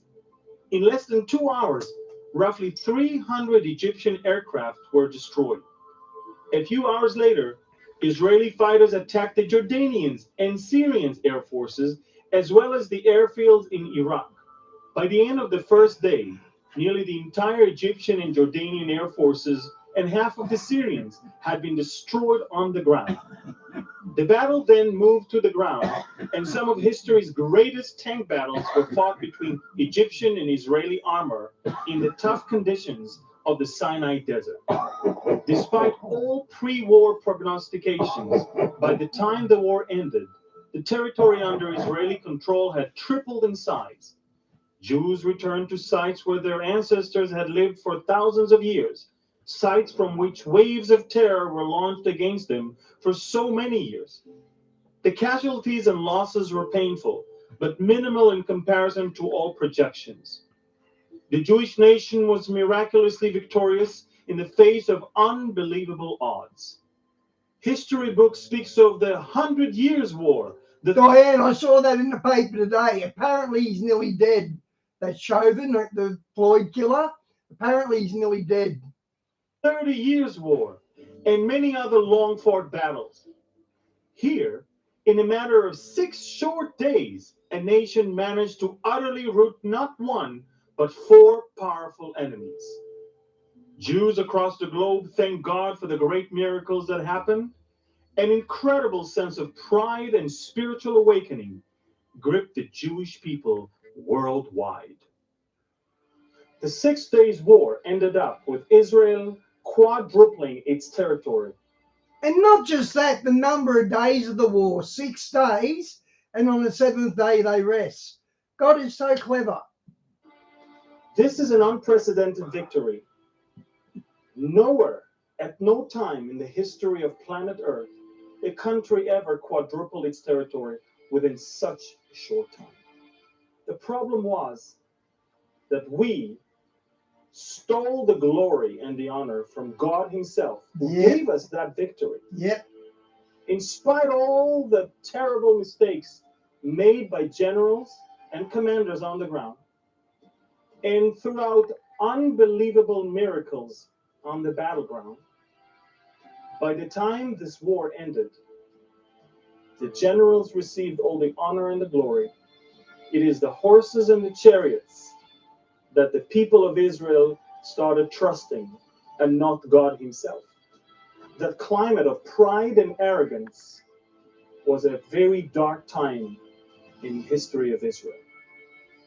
We became so boastful and arrogant that we did not even believe our own new ally, King Hussein, who privately came all the way to warn Golda Meir against the coming attack from Syria and Egypt. As early as July. Yep, Floyd was a thug. He definitely was. But you can't, the way they got the copper laid on his neck, it just wasn't good. Wasn't good at all. 1st, 1967, Egypt began shelling Israeli positions near the Suez Canal. On October 21st, 1967, Egypt sank the Israeli destroyer Eilat, killing 47, amongst them my uncle Yosef, who died on his 19th birthday. Less than a year later, Egyptian artillery began to shell Israeli positions along the Suez Canal.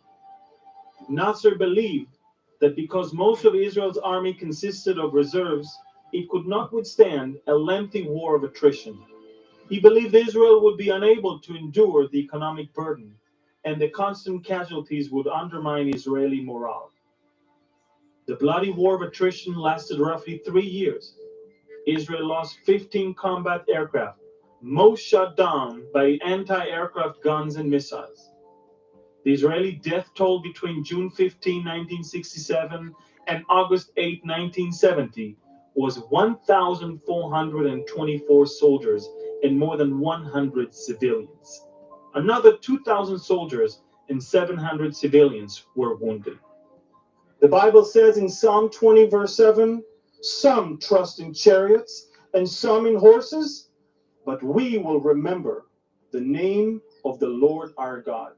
And unfortunately, we as a nation trusted our horses and chariots and did not remember the name of our God.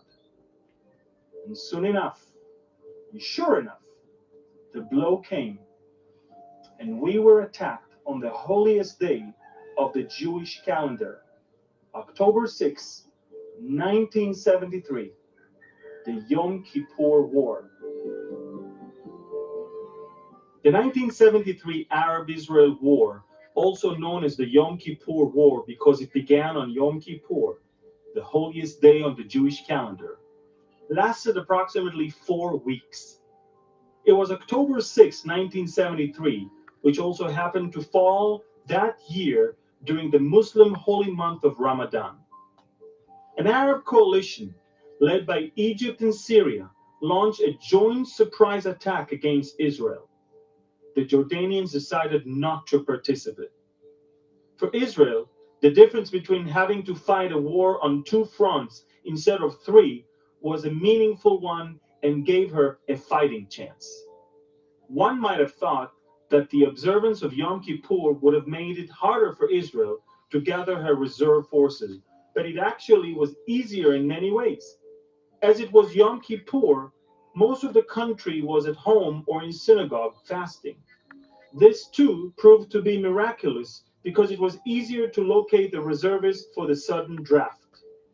Although most people were not listening to the radio, and very few had phones at home at that time, a few well-placed calls and gathering of buses in public areas facilitated the call to action. The quiet of the day also allowed... Wow, Diane, the lawlessness is just running amok, isn't it? Wow. Allowed reservists to hear the rumbling of the buses, and many went to check what was happening. One event, which has been repeated literally thousands of times, concerned commander David Yini. He was in the process of pulling his troops out of a confrontation with the Syrian army when he realized that they were trapped in a minefield. Knowing it would take a miracle for them to make it out alive, the troops began crawling on their bellies while using their bayonets to try and find the mines without setting them off. At some point, one of the soldiers uttered a heartfelt prayer. As the story goes, all of a sudden, a windstorm blew in. The soldiers hunkered down until the storm subsided. And there's all the And when it mines. did, No it had blown way. away so much of the dirt that the mines were exposed, Oh, and the entire platoon man. managed to escape. Wow, that's so cool. In the end, due to numerous of similar occurrences, not unlike those of previous wars, Israel managed to emerge victorious in the face of seemingly insurmountable odds. The attempts to destroy Israel and to put an end to our very existence in this part of the world never ceased. Wow. Israel me has long too. sought a peaceful northern border, but Lebanon's position as a haven for terrorist groups has made it impossible. In March of 1978, the PLO terrorists infiltrated Israel. After murdering an American tourist walking nearby in Israel, Okay, we got a lot of Muslim refugees from this Christian Lebanese Muslim war. We got a lot of Muslims from that. We also got some Lebanese Christians, and they fitted into our culture perfectly. But the Muslims, their children, they run the outlaw motorcycle gangs now. All our outlaw motorcycle gangs have been infiltrated by the Muslims, and are the children from this war in Lebanon and Christians and Muslims in Lebanon in, what did he say, 78 or something? Beach. They hijacked a civilian bus. The terrorists shot through the windows as the bus traveled down the highway. When Israeli troops intercepted the bus, Amen, the boss. terrorists opened fire. A total of 34 hostages died in the attack.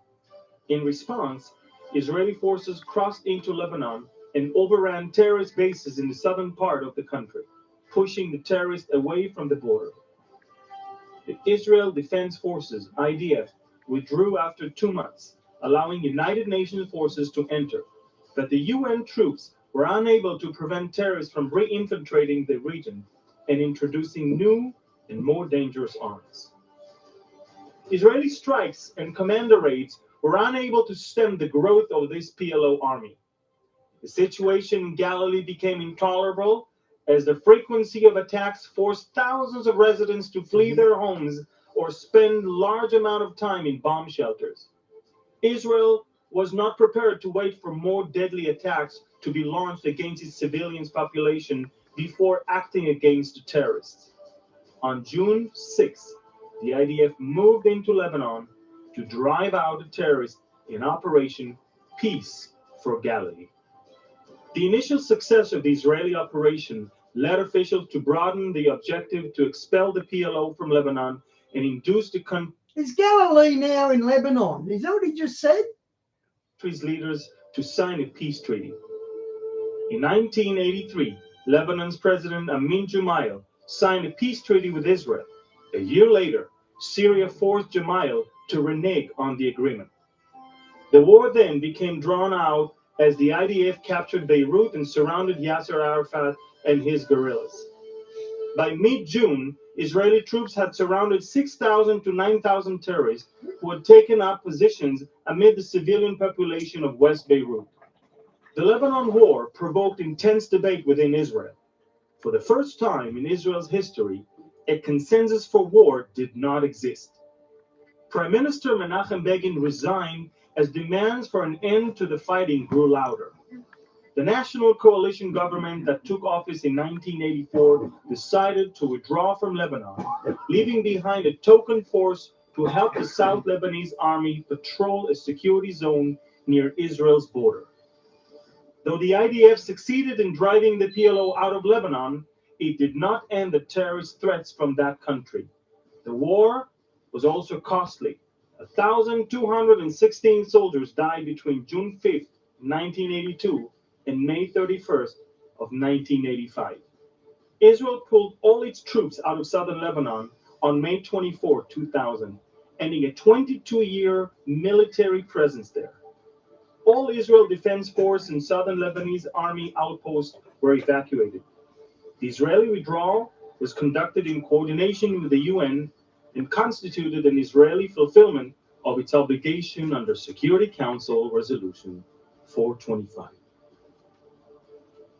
False charges of Israeli atrocities and instigation from the mosques played an important role in starting the Intifada.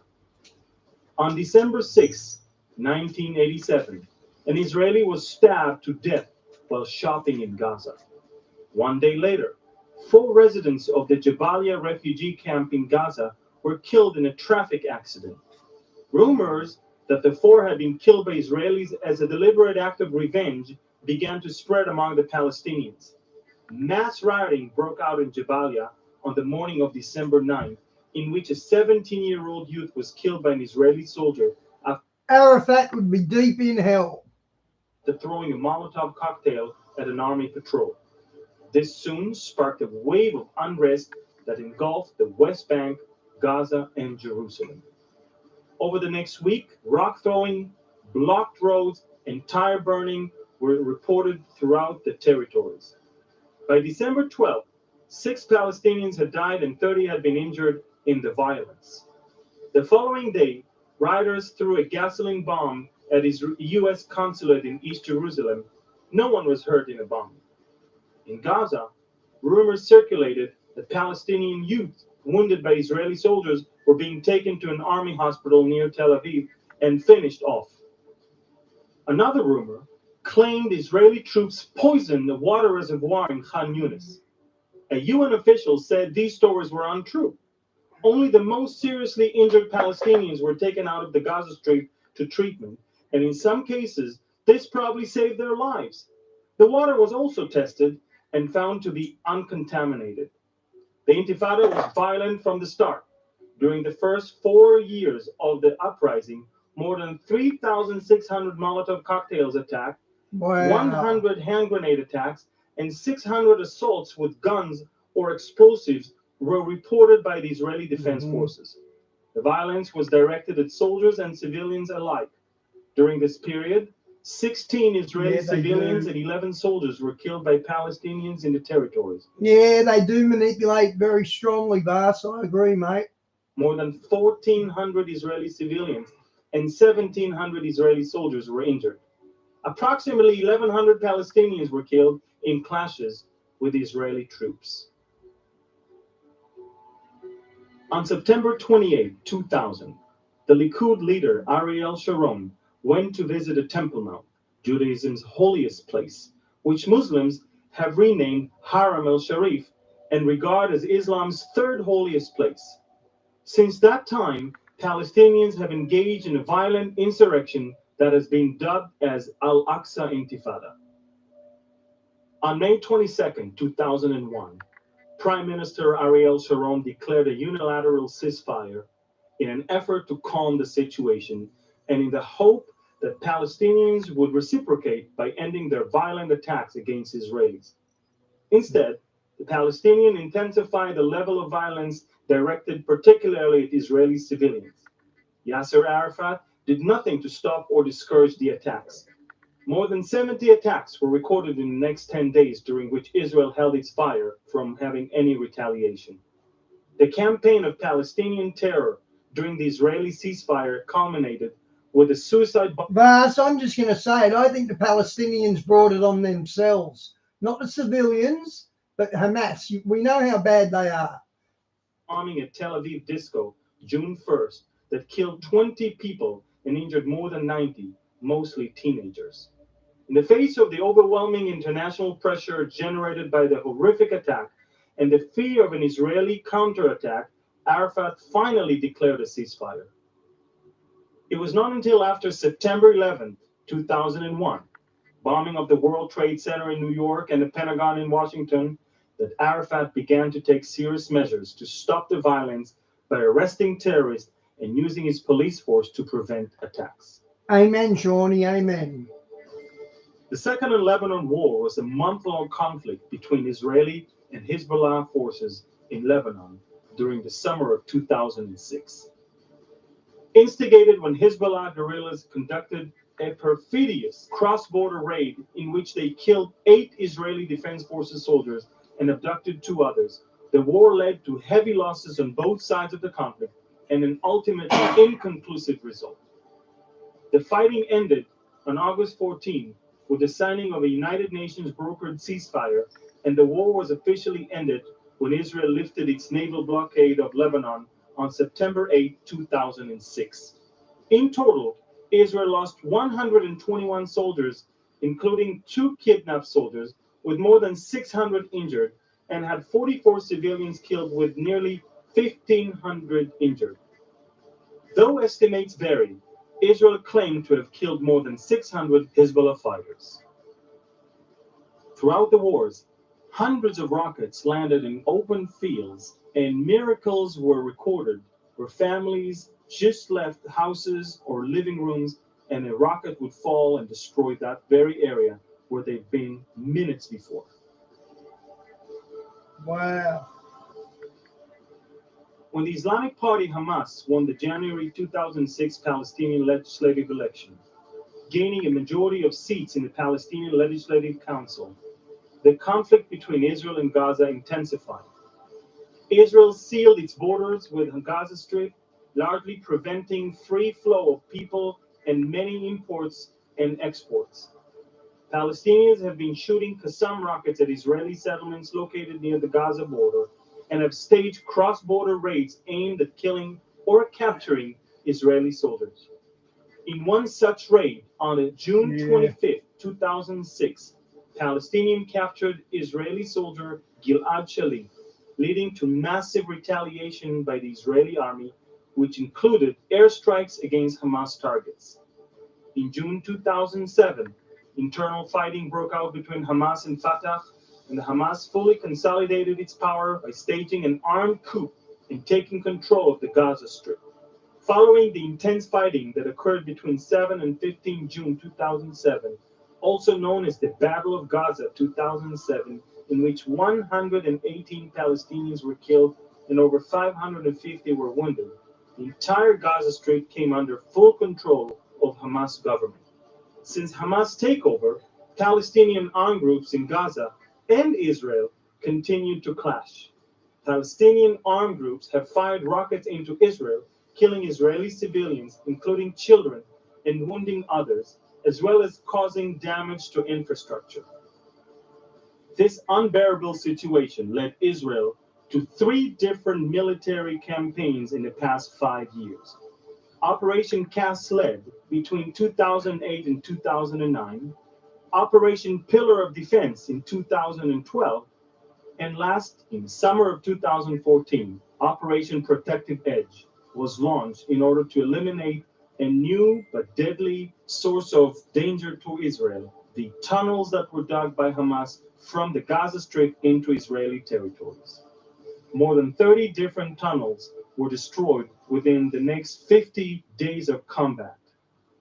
At first, it was the Iraqi regime in the 1970s that got the French help to build a nuclear reactor.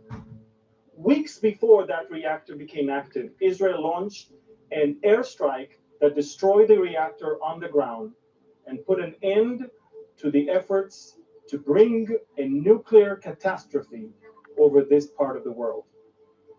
Shortly after, the Iranians decided that this is the right time for them to start their own nuclear program.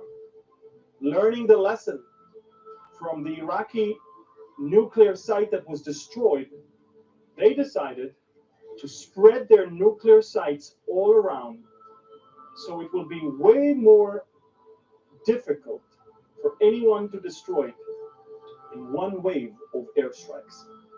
The nuclear program of Iran is still a hot topic up until today.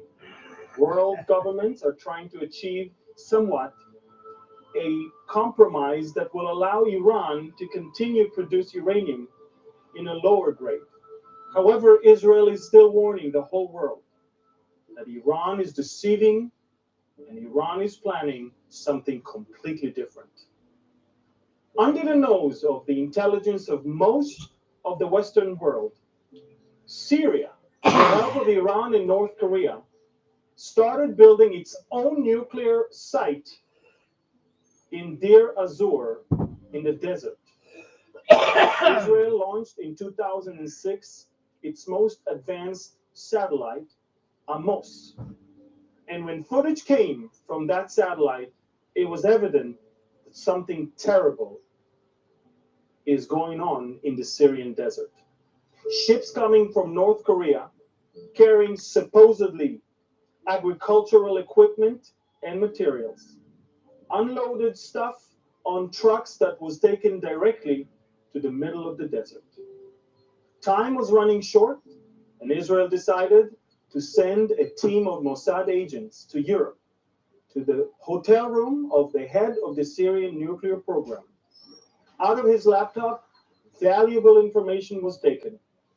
And once analyzed in Tel Aviv, it was evident that the Syrians are indeed deep in the effort of constructing a nuclear reactor.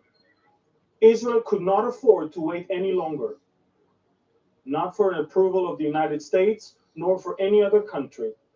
And by September of 2007, launched an airstrike that completely destroyed the Syrian nuclear reactor. In conclusion, we see the hand of God all throughout the modern history of Israel. The hand of God in rescuing the remnant from the gas chambers and the death camps in Europe. The hand of God in bringing them back to a land that once was a barren wasteland and now is one of the most fertile grounds in the world. The hand of God in reviving the old forgotten Hebrew language as the only mean of communication between people that come from more than 80 different diasporas. The hand of God in making sure that the efforts to destroy the newborn state will fail. God's hand was all throughout the history of Israel as a newborn state. And for the past more than 66 years, God is there.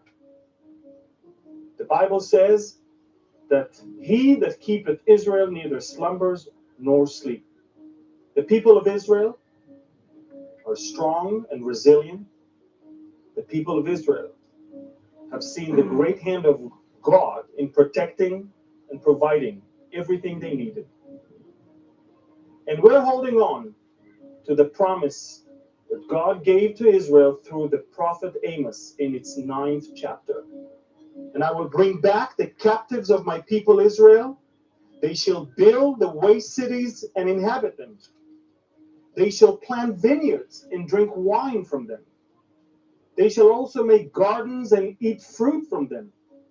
I will plant them in their land, and no longer shall they be pulled up from the land that I have given them, says the Lord your God. Amen. Surely there was some political power in charge of Palestine, so the Jews organised Hamas together, and the pretext was the enemy of my enemy is my friend. So that's why Hamas was created by the Jews, because they're going to use Arabs, the Muslims, against each other. But it backfires. You can't keep a holy deal with the Islamists because they always cheat. Oh, that's over. Okay.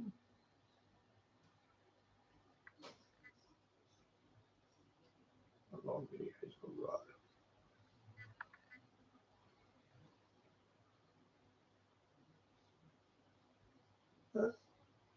right. Hang on, guys. I'll tell you what.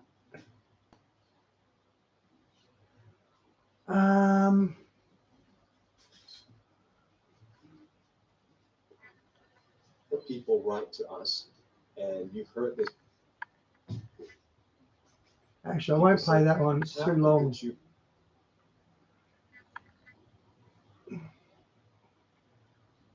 Event that's going to maybe last for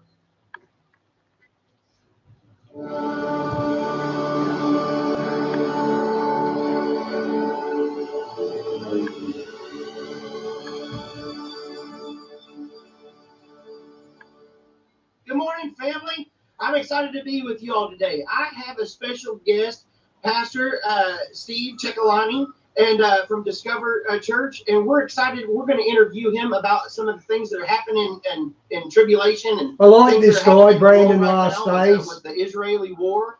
And we're going to just ask him some questions, the hard stuff. You know, he has a lot of wisdom on Bible prophecy and end time events. So we're going to just kind of just pick his brain and where we are in the end time. How long is this war going to last? That's what people are wanting to know. Is this going to be a short event that's going to maybe last for a couple of months, or do you see this going on for like a kind of like a major event that would take on maybe years, like similar to the Gulf War, or because we're kind of still in Iraq? But what do you think about that?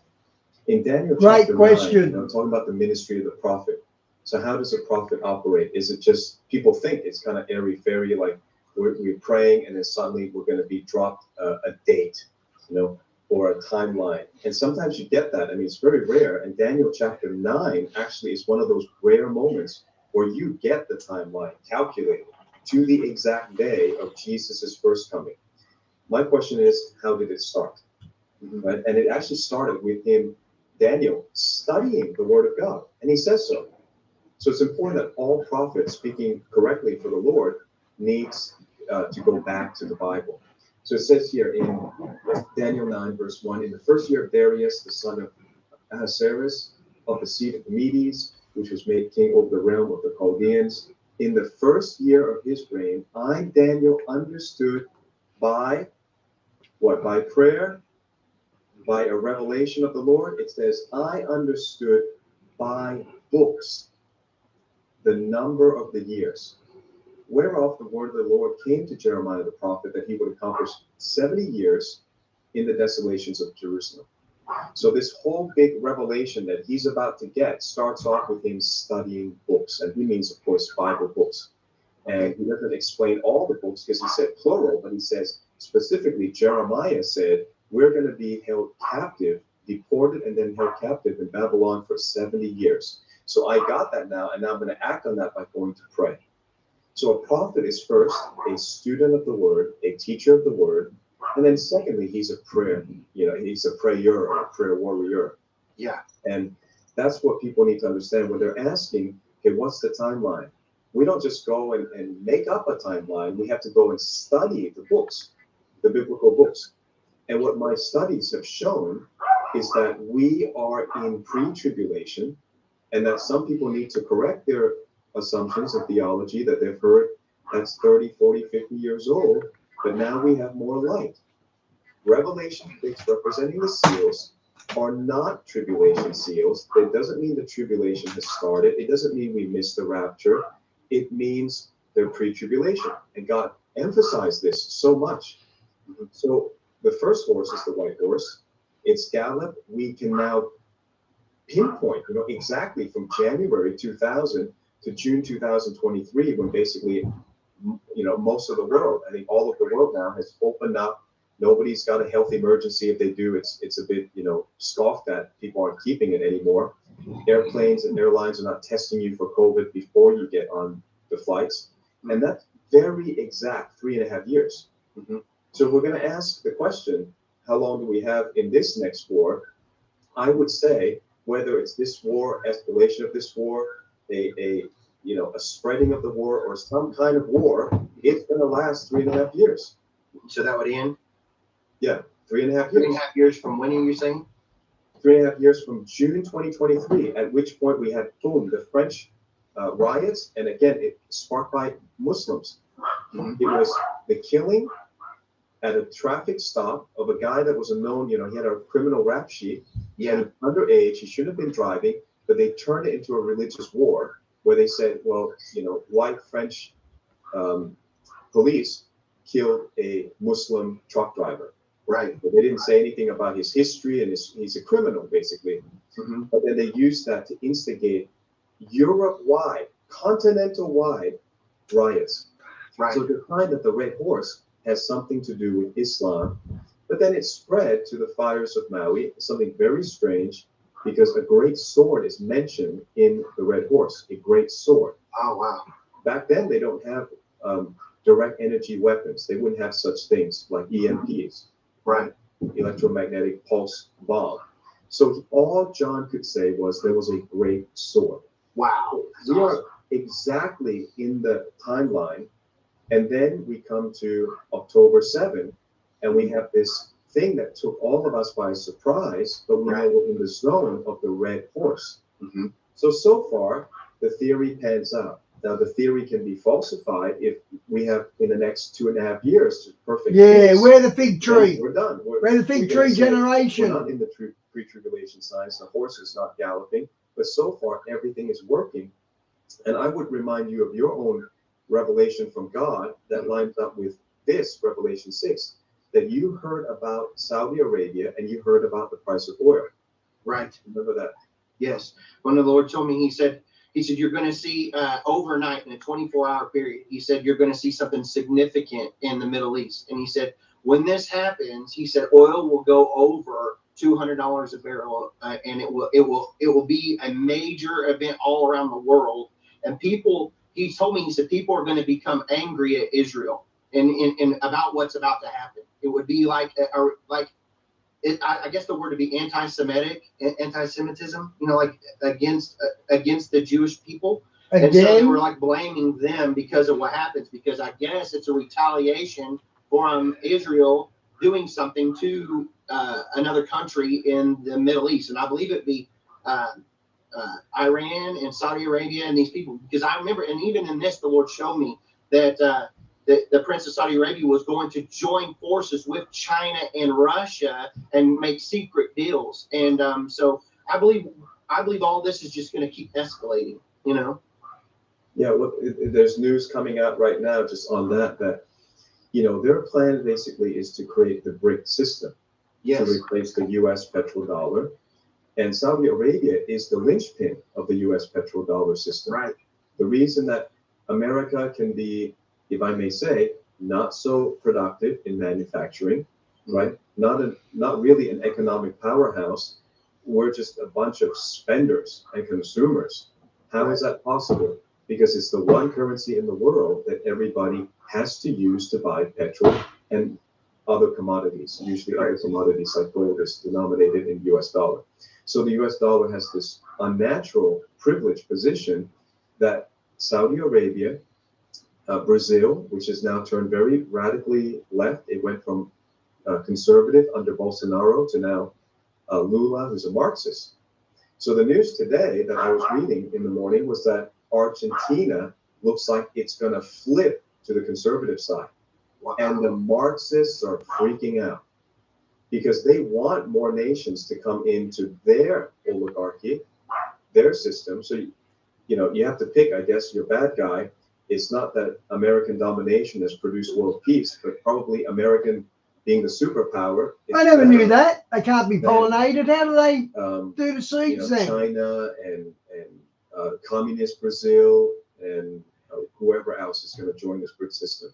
So they're kind of losing grip of Argentina if the election, goes through the way that the people want to vote. They want a populist man who's an economist, very well read. He totally dislikes communism. He says he won't even trade with China and Brazil because they're communists. Wow. So we're actually winning in many, many fronts. We Christians are praying now the right prayer. We're not just saying, slap us one way, kill our baby, kill another baby. We're saying enough is enough. But we have authority on the earth to exert Jesus' standards and his righteousness without becoming pharisaical and legalistic. Okay, that part we've corrected. Now we've swung so far to the grace part that we've lost touch of any sense of morality and justice. Right. And we're kind of making peace with the devil is what the body of Christ is doing. We're coming now to a balance where we got to learn biblical justice. That's really the main thing. You're on online church with me. That's the main thing that I keep drumming to every church member is get a hold of biblical justice, understand what it's about. So back to Saudi Arabia. Saudi Arabia obviously wants to change the system. They're not going to have oil forever. They want to make profitable alliances with China. They're only thinking about money. They're not thinking about morality and prophecy. But all of it is going to end up fulfilling prophecy according to my timeline. My interpretation, it's not my timeline, but my interpretation of Revelation 6 is you've got another 3 years of the red horse. Then exactly when that ends, we should see the black horse. What color is black? Oil. That the whole world has to consume. It's petrol. So the black horse is indicating that something's going to happen to oil, and it lines up with what God has shown you, Brandon. That Saudi Arabia is trying to disrupt or threaten America when it's weak, and I think it can do it when Biden is in. I don't think it can do it when Trump's in. So the process may start, but I would think that if you're trading, Okay, the glare, and I've got to fix the don't glaring make up, guys. decisions based Can't on move. words of Get it prophecy, down, because mate. God does not give us the exact timeline. It's a Daniel 9 moment, and I think the Revelation 6 is getting close to the Daniel 9 moment. Money is going to be the last thing we're thinking about when there's global famine and people, So the black horse represents oil. It doesn't represent a global famine. They tie into each other because everything on earth, the price of every commodity is tied to the price of transportation. So if oil goes up, you're Trying to get it to because refocus. you're a globalist trying to make people starve and hungry and die. You don't have to go to every corn farmer, every wheat farmer, every barley farmer. You can attack a country like Ukraine, which is a major supplier of food. That's one way to make the price go up. But all you have to do is just control the price of oil, and you can lower or raise the price of everything that people depend on to live. And Trump understood that. So that's why Trump said, I'm not going to deal with every industry. I can't do that as one man, but I'm going to deal with OPEC. I'm going to deal with Saudi Arabia. I'm going to make sure that they produce enough oil, and we are going to become energy independent ourselves as Americans. And so you saw everybody's standard of living was higher because the price of everything was lower. He did that by just addressing oil. Biden is doing the opposite thing, and people who are supporting Biden, you just need to, check your own bank account and bills, and you can see the inflation is much higher than they're revealing. The official stats must not be accurate. Yeah, because people feel the pain. Oh yeah, for sure. So they're tied in to answer the question. The black horse has black as a symbol for you to know, hey, what are we talking about? What's God trying to tell us? Oil is black. It's the blackest thing that anybody has to deal with every single day. That's the thing we all deal with. Good but it's big tied up. into the global famine because when food shortages come, it's going to be related to lack of transportation. So that would be a 3.5 years. And then we're going to see another 3.5 years of some kind of I believe, for what I've seen prophetically, as a 3.5 years of a plague. So after that takes place, do you see the rapture of the church coming anytime soon? Or do you feel that we are still quite a ways away from the Great question. Great question. Where does I you think stand? the ideal window is the anniversary of Jesus' resurrection, because it's the type, right? He's resurrected. 2,000 years later, we're resurrected. The dead in Christ are resurrected, and we who are alive and remain get raptured. It would be a perfect fulfillment, but God doesn't always have to keep our calendar. He's got his own calendar. We could have, slight miscalculations, but we're really not far off.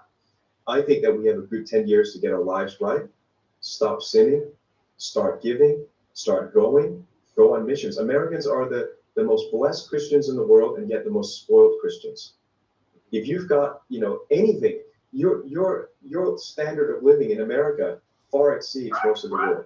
Right. And as a Christian, we waste so much money in America building church after church that remain empty 5 days a week. I don't understand it. I don't get it. If you have that kind of resource, at least get yourself out and preach the gospel in Thailand. Come with me to Saudi Arabia. Come and see. I'm going in February. Come and see. Wow. Go out to other nations. Get out of your comfort zone, because you were blessed to be a blessing. We don't say that glibly. You're blessed to be a blessing. So if you're not a blessing, the blessing is going to dry up. Your blessedness is going to dry up, and that's what I fear for America. Is we're like spoiled children who have wasted our inheritance so much that we didn't get the gospel out to the world the way we should have, and we just spent and consumed and lived in luxury. And I can see why a lot of people say America could be Babylon, although I don't hold that view. I think America still has a great future. I don't. Wow, praise God. Well, you look at so 10 years would be 2033. So about that window is what you're believing. So do you think Hamas will be crushed and just completely destroyed? Well, let me get to the Bible, okay, about Hamas, because it's very interesting. There's a law of first mention in the Bible that when a word appears for the first time, it has extreme prophetic significance for that time, but also prophetically, it's going to keep playing up. It's going to keep appearing. So did you know that Hamas appears in the book of Genesis? Wow. No, I did not know that. Yeah. And people want to play like word games and linguistics with prophecy teachers and say, oh no, this word is in the wrong language, but God knows all the languages. And he knew in Hebrew that this word would be used in Arabic 2,000 years later. So look at the first instance of the word Hamas, okay? Here it is. Genesis chapter 6, verse 11. The earth also was corrupt before God. The earth was filled with violence. The word is Hamas. And the word earth is eretz. So it's a play on word. It has a double entendre. Earth in the Bible can mean the globe, the whole earth, okay, the whole planet, or it can also mean the land of Israel. So read this. The eretz was filled with Hamas. That's Genesis 6, verse 11. Wow. That's describing October 7, 2023, and that was written 4,000 years ago, and the event was 5,000 years ago, just before Noah's flood. So Wow. what did Jesus say? As it was in the days of Noah. How was it in the days of Noah? It was filled with Hamas. Wow. From Genesis to Revelation, it's just wow. That is so cool. There's no real excuse anymore to say, hey, I can't go to church. We have even an amazing pastor right here that's opened up an online ministry that we can click on an app so simple and go to prayer and go to Bible study or whatever you're needing in your life, counseling, whatever. There's all kinds of amazing sermons online on his church at Discover Church. And I encourage everybody to go over there and watch his all his archives. He is an amazing teacher of the gospel, and he's blessed me so much. So I hope he'll bless you all. I really believe he will. I really believe he will bless you. Join an international online church community that's tuned into prophecy. Become an active collaborator. Choose care groups and discipleship. Okay, I'll finish with prophecy with Stan, guys. Okay, where is it? Okay, this will do. Mega Gross Minis with 5 walk-worthy surprises. Mini brands made into gross jokes.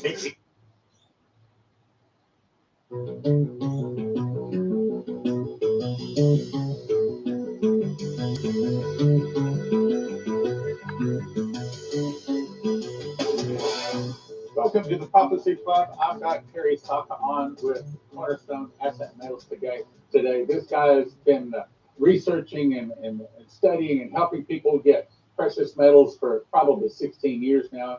He's an accredited asset metals management specialist. Yeah, Vance, you're forgetting Joe Biden shutting down all the oil refineries. Involved in commodities for over 10 years. Trump opened up, Biden shut it down. You're exactly right. And he has some additional information that we want to know about the things that are coming. Terry Saka, welcome to the Prophecy Club. Hello, Stan. It's been a while. It's really nice to see you. Too long. Yes, it has, sir. Yes, it has. But part of that was a little issue you had with your health, and now you're feeling better, right? Oh, it was incredible. I tell you, we've all gone through stuff like this, and yes, it was a very shocking diagnosis, but I'm conquering it, and I've got some good people at the Veterans Administration help me out, and we're going to overcome it, and I'll be around next to being taken up to heaven in a rapture, and I'll be around for the next 30, 40 years, I hope. So most people think that the world is going to continue as it is, that there's not any trouble coming, there's no cause for concern. But you're saying that our freedoms are near gone. Tell us more. Yeah, it's fascinating because they're doing it very sly. And what's taking place right now, and this is amazing to me, Stan, because they're not coming right out. Most people think, yes, like you said, everything's going to be just fine, but they're actually doing it right now. So what I'd like to do is outline, basically connect the dots for everyone to show them that this isn't a theory. They're actually doing it right now. And what they're doing is they're coming after our freedom in a way. I know people hear bits and pieces of central bank digital currency, and digital IDs and the words "Great Reset" and what does Hey, this hey, really Shawnee. mean to me as an individual? Good night. and we God the bless. people? What they don't realize is behind the scenes, they're really doing it right this very moment. We are getting reports, and I remember back in the day, I'll get into a little more of why this already happened to us, but we're receiving reports already from people that they're getting letters from the bank that they're banking in. Now, this isn't all the banks, and most of the big banks are not involved yet. This is just a handful of banks that are kind of what you call in the beta testing phase or the pilot program of this, but they're giving them updated account disclosures. And you either agree or you close your account to go somewhere else. Period. It's not negotiable. They're talking about new changes, and it's all designed, AKA Fed Now. Now, they're not coming out and saying Fed Now, and I think a lot of people have heard about Fed Now, but Fed Now is the digital currency that the federal government is trying to create. It kind of goes along with the central bank digital currency, but Fed Now is a little bit different. Right now, the Fed Now was really designed to be for corporations, banks, and large financial transactions, and it wasn't really an individual thing. Well, that changed quickly. And I mean, within a month or two, it's already creeping into the actual individual. Who's really behind it is the central bank plot. The central bank digital currency prelude is this Fed Now. So they're giving us little bits of it, but here's the thing is we don't even know it's coming. As an example, back probably, this was about 4 years ago now, 5 years ago, your money market account in your brokerage firm, where your IRA is, where your bank account is, there's a money market. And back in the day, we all assumed a money market was cash. It was just our money sitting in cash. Now remember, anything that's in a brokerage or a bank is not yours. You're an unsecured creditor. And that's not good because if the bank goes down, of course, you're last in line to get paid, which means you won't. But beyond that, we assumed that a money market account was cash in the bank. What they did about 5 years ago is exactly what they're doing today. They put in all of the statements that you receive every month from your institution, whether it is your retirement account, brokerage firm, or bank. In the very back, now, who really reads their bank statement details? I mean, there's probably 2 pages of legal jibberty dash, and nobody's reading it. They slipped in about 5 years ago that your money market account will now become a government cash reserve account. Now, people who did catch on to it goes, well, it's still a cash account, so it's not a problem. Well, that's not true. What they really did is they took our account that was cash, and mind you, there was trillions of dollars in that system. They converted it, calling it a government cash reserve account, they converted it to U.S. Treasuries.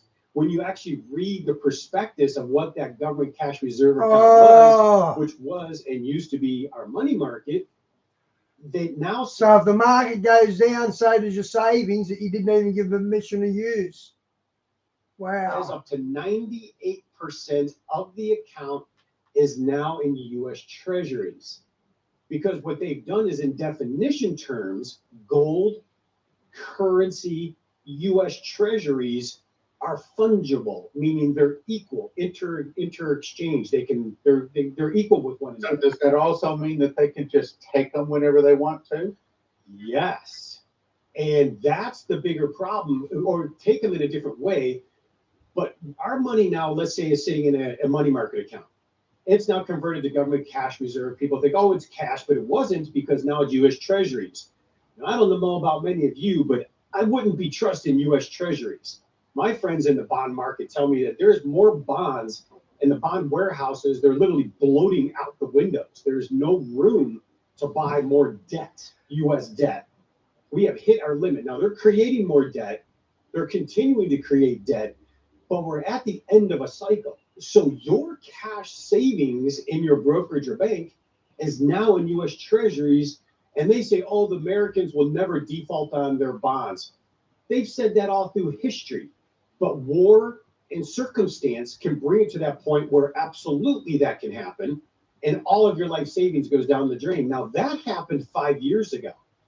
And so people are now today sitting in a money market account thinking it's cash. It's not.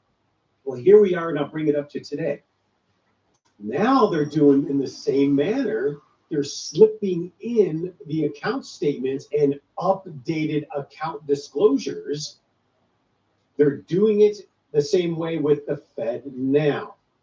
What they're trying to do is basically when you agree or you do not object and go to another bank, you then therefore agree. Once you agree, your money in the bank or brokerage, because eventually the brokerages will be doing it too, but right now in these pilot banks, your money in the bank is now under the Fed Now program. And they're doing it in such a way to make you compliant, where you're going to agree to a digital money, which is programmable in the future. They will be able to tell you what you can and cannot spend your money on. And people don't even realize they're authorizing it. They're training our minds to accept it. And they're doing it without even knowing. Even if we didn't like it, and if we were to go to a bank and say, no, I don't agree with this, the bank just says, well, then close your account. That's exactly right. Bank, and guess what? That other bank does the same thing, right? Yes, that's exactly right, Stan. This is not negotiable. You either Wow, Bas, I never knew that about the credit cards. accept the account disclosures they're sending you. Now, again, it's not happening all across the board right now, but it is happening on dozens of banks around the country as a beta test. And exactly right. If you do not agree with the disclosure, you can go somewhere else at the moment. But I haven't heard from Tricky for a couple of days. I might get in touch with him when we hang up. But eventually, all banks and brokerages will have to accept this.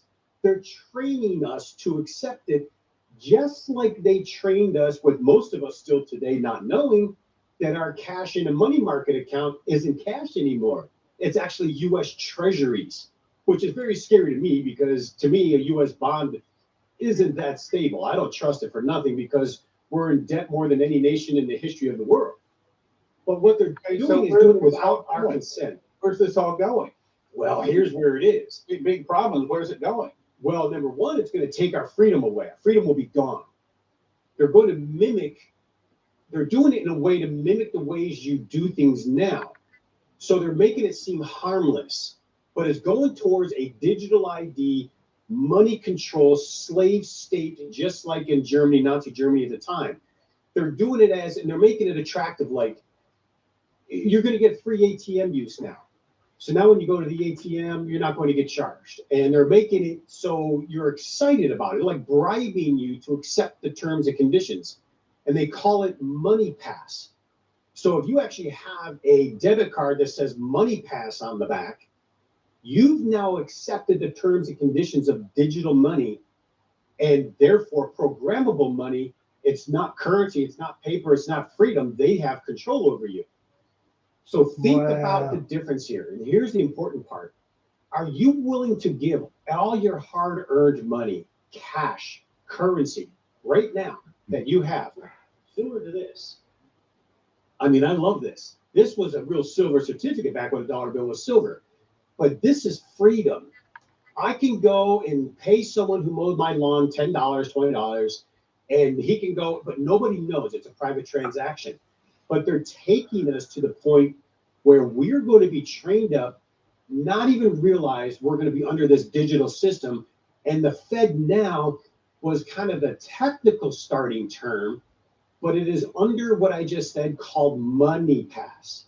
So you will see there'll be Money Pass ATMs, no fees charged, and they're bribing us because they're not informing you that it's actually going to be digital control and programmable money. It's a single issue, and it seems harmless.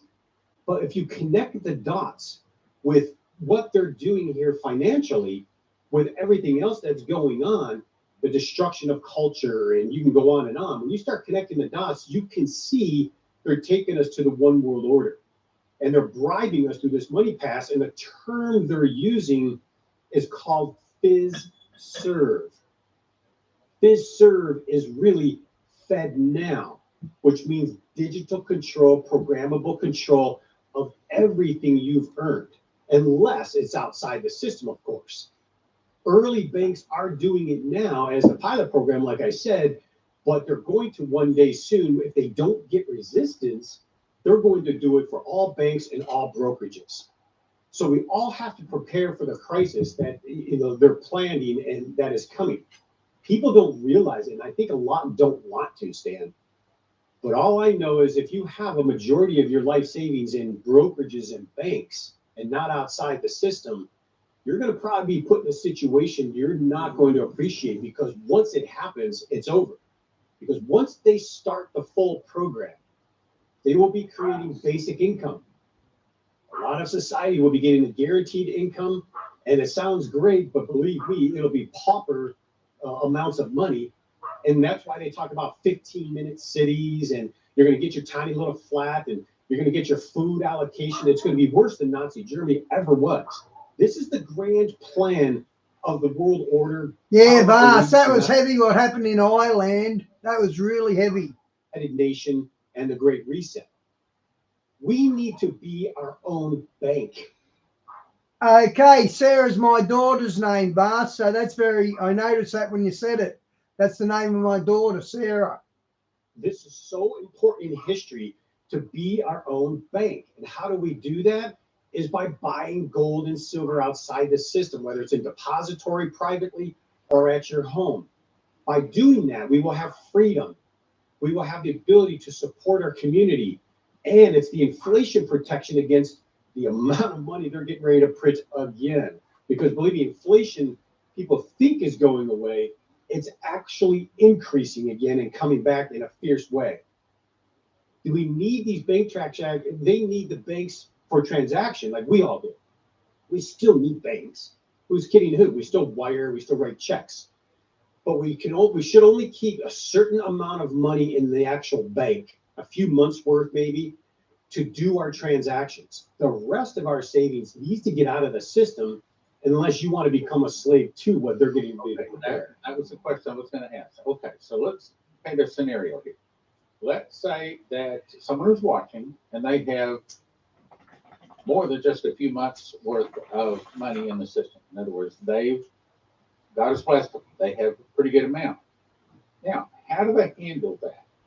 We know that we're not giving financial advice. I know you can't, but I can't. But I can quote what Terry Bennett was told. He said he heard an audible voice say that the price of silver is going to skyrocket far more than gold. Okay, so somebody's got some money. Maybe they got an inheritance or somebody. Maybe they got some land. That's, of course, a good place to have it too. But anyway, they got some money in the bank. So they called you. Matter of fact, I understand that they don't even have to send in money order. They can just write a check and do it by a check, somehow an email check or a phone check. Yeah, we just do it right over the phone now. That's a good advantage we have these days. So the first question then comes, okay, so do I get a 50-50 gold silver balance? Do I get a 90% silver, 10% gold? What is your suggestion there? A lot of that comes down to how much. Depending on how much you're trying to protect and preserve for the future, will change that ratio. The smaller amount to protect and to preserve, it would be silver all the way. When you start having larger amounts to protect and preserve, it's hard to say.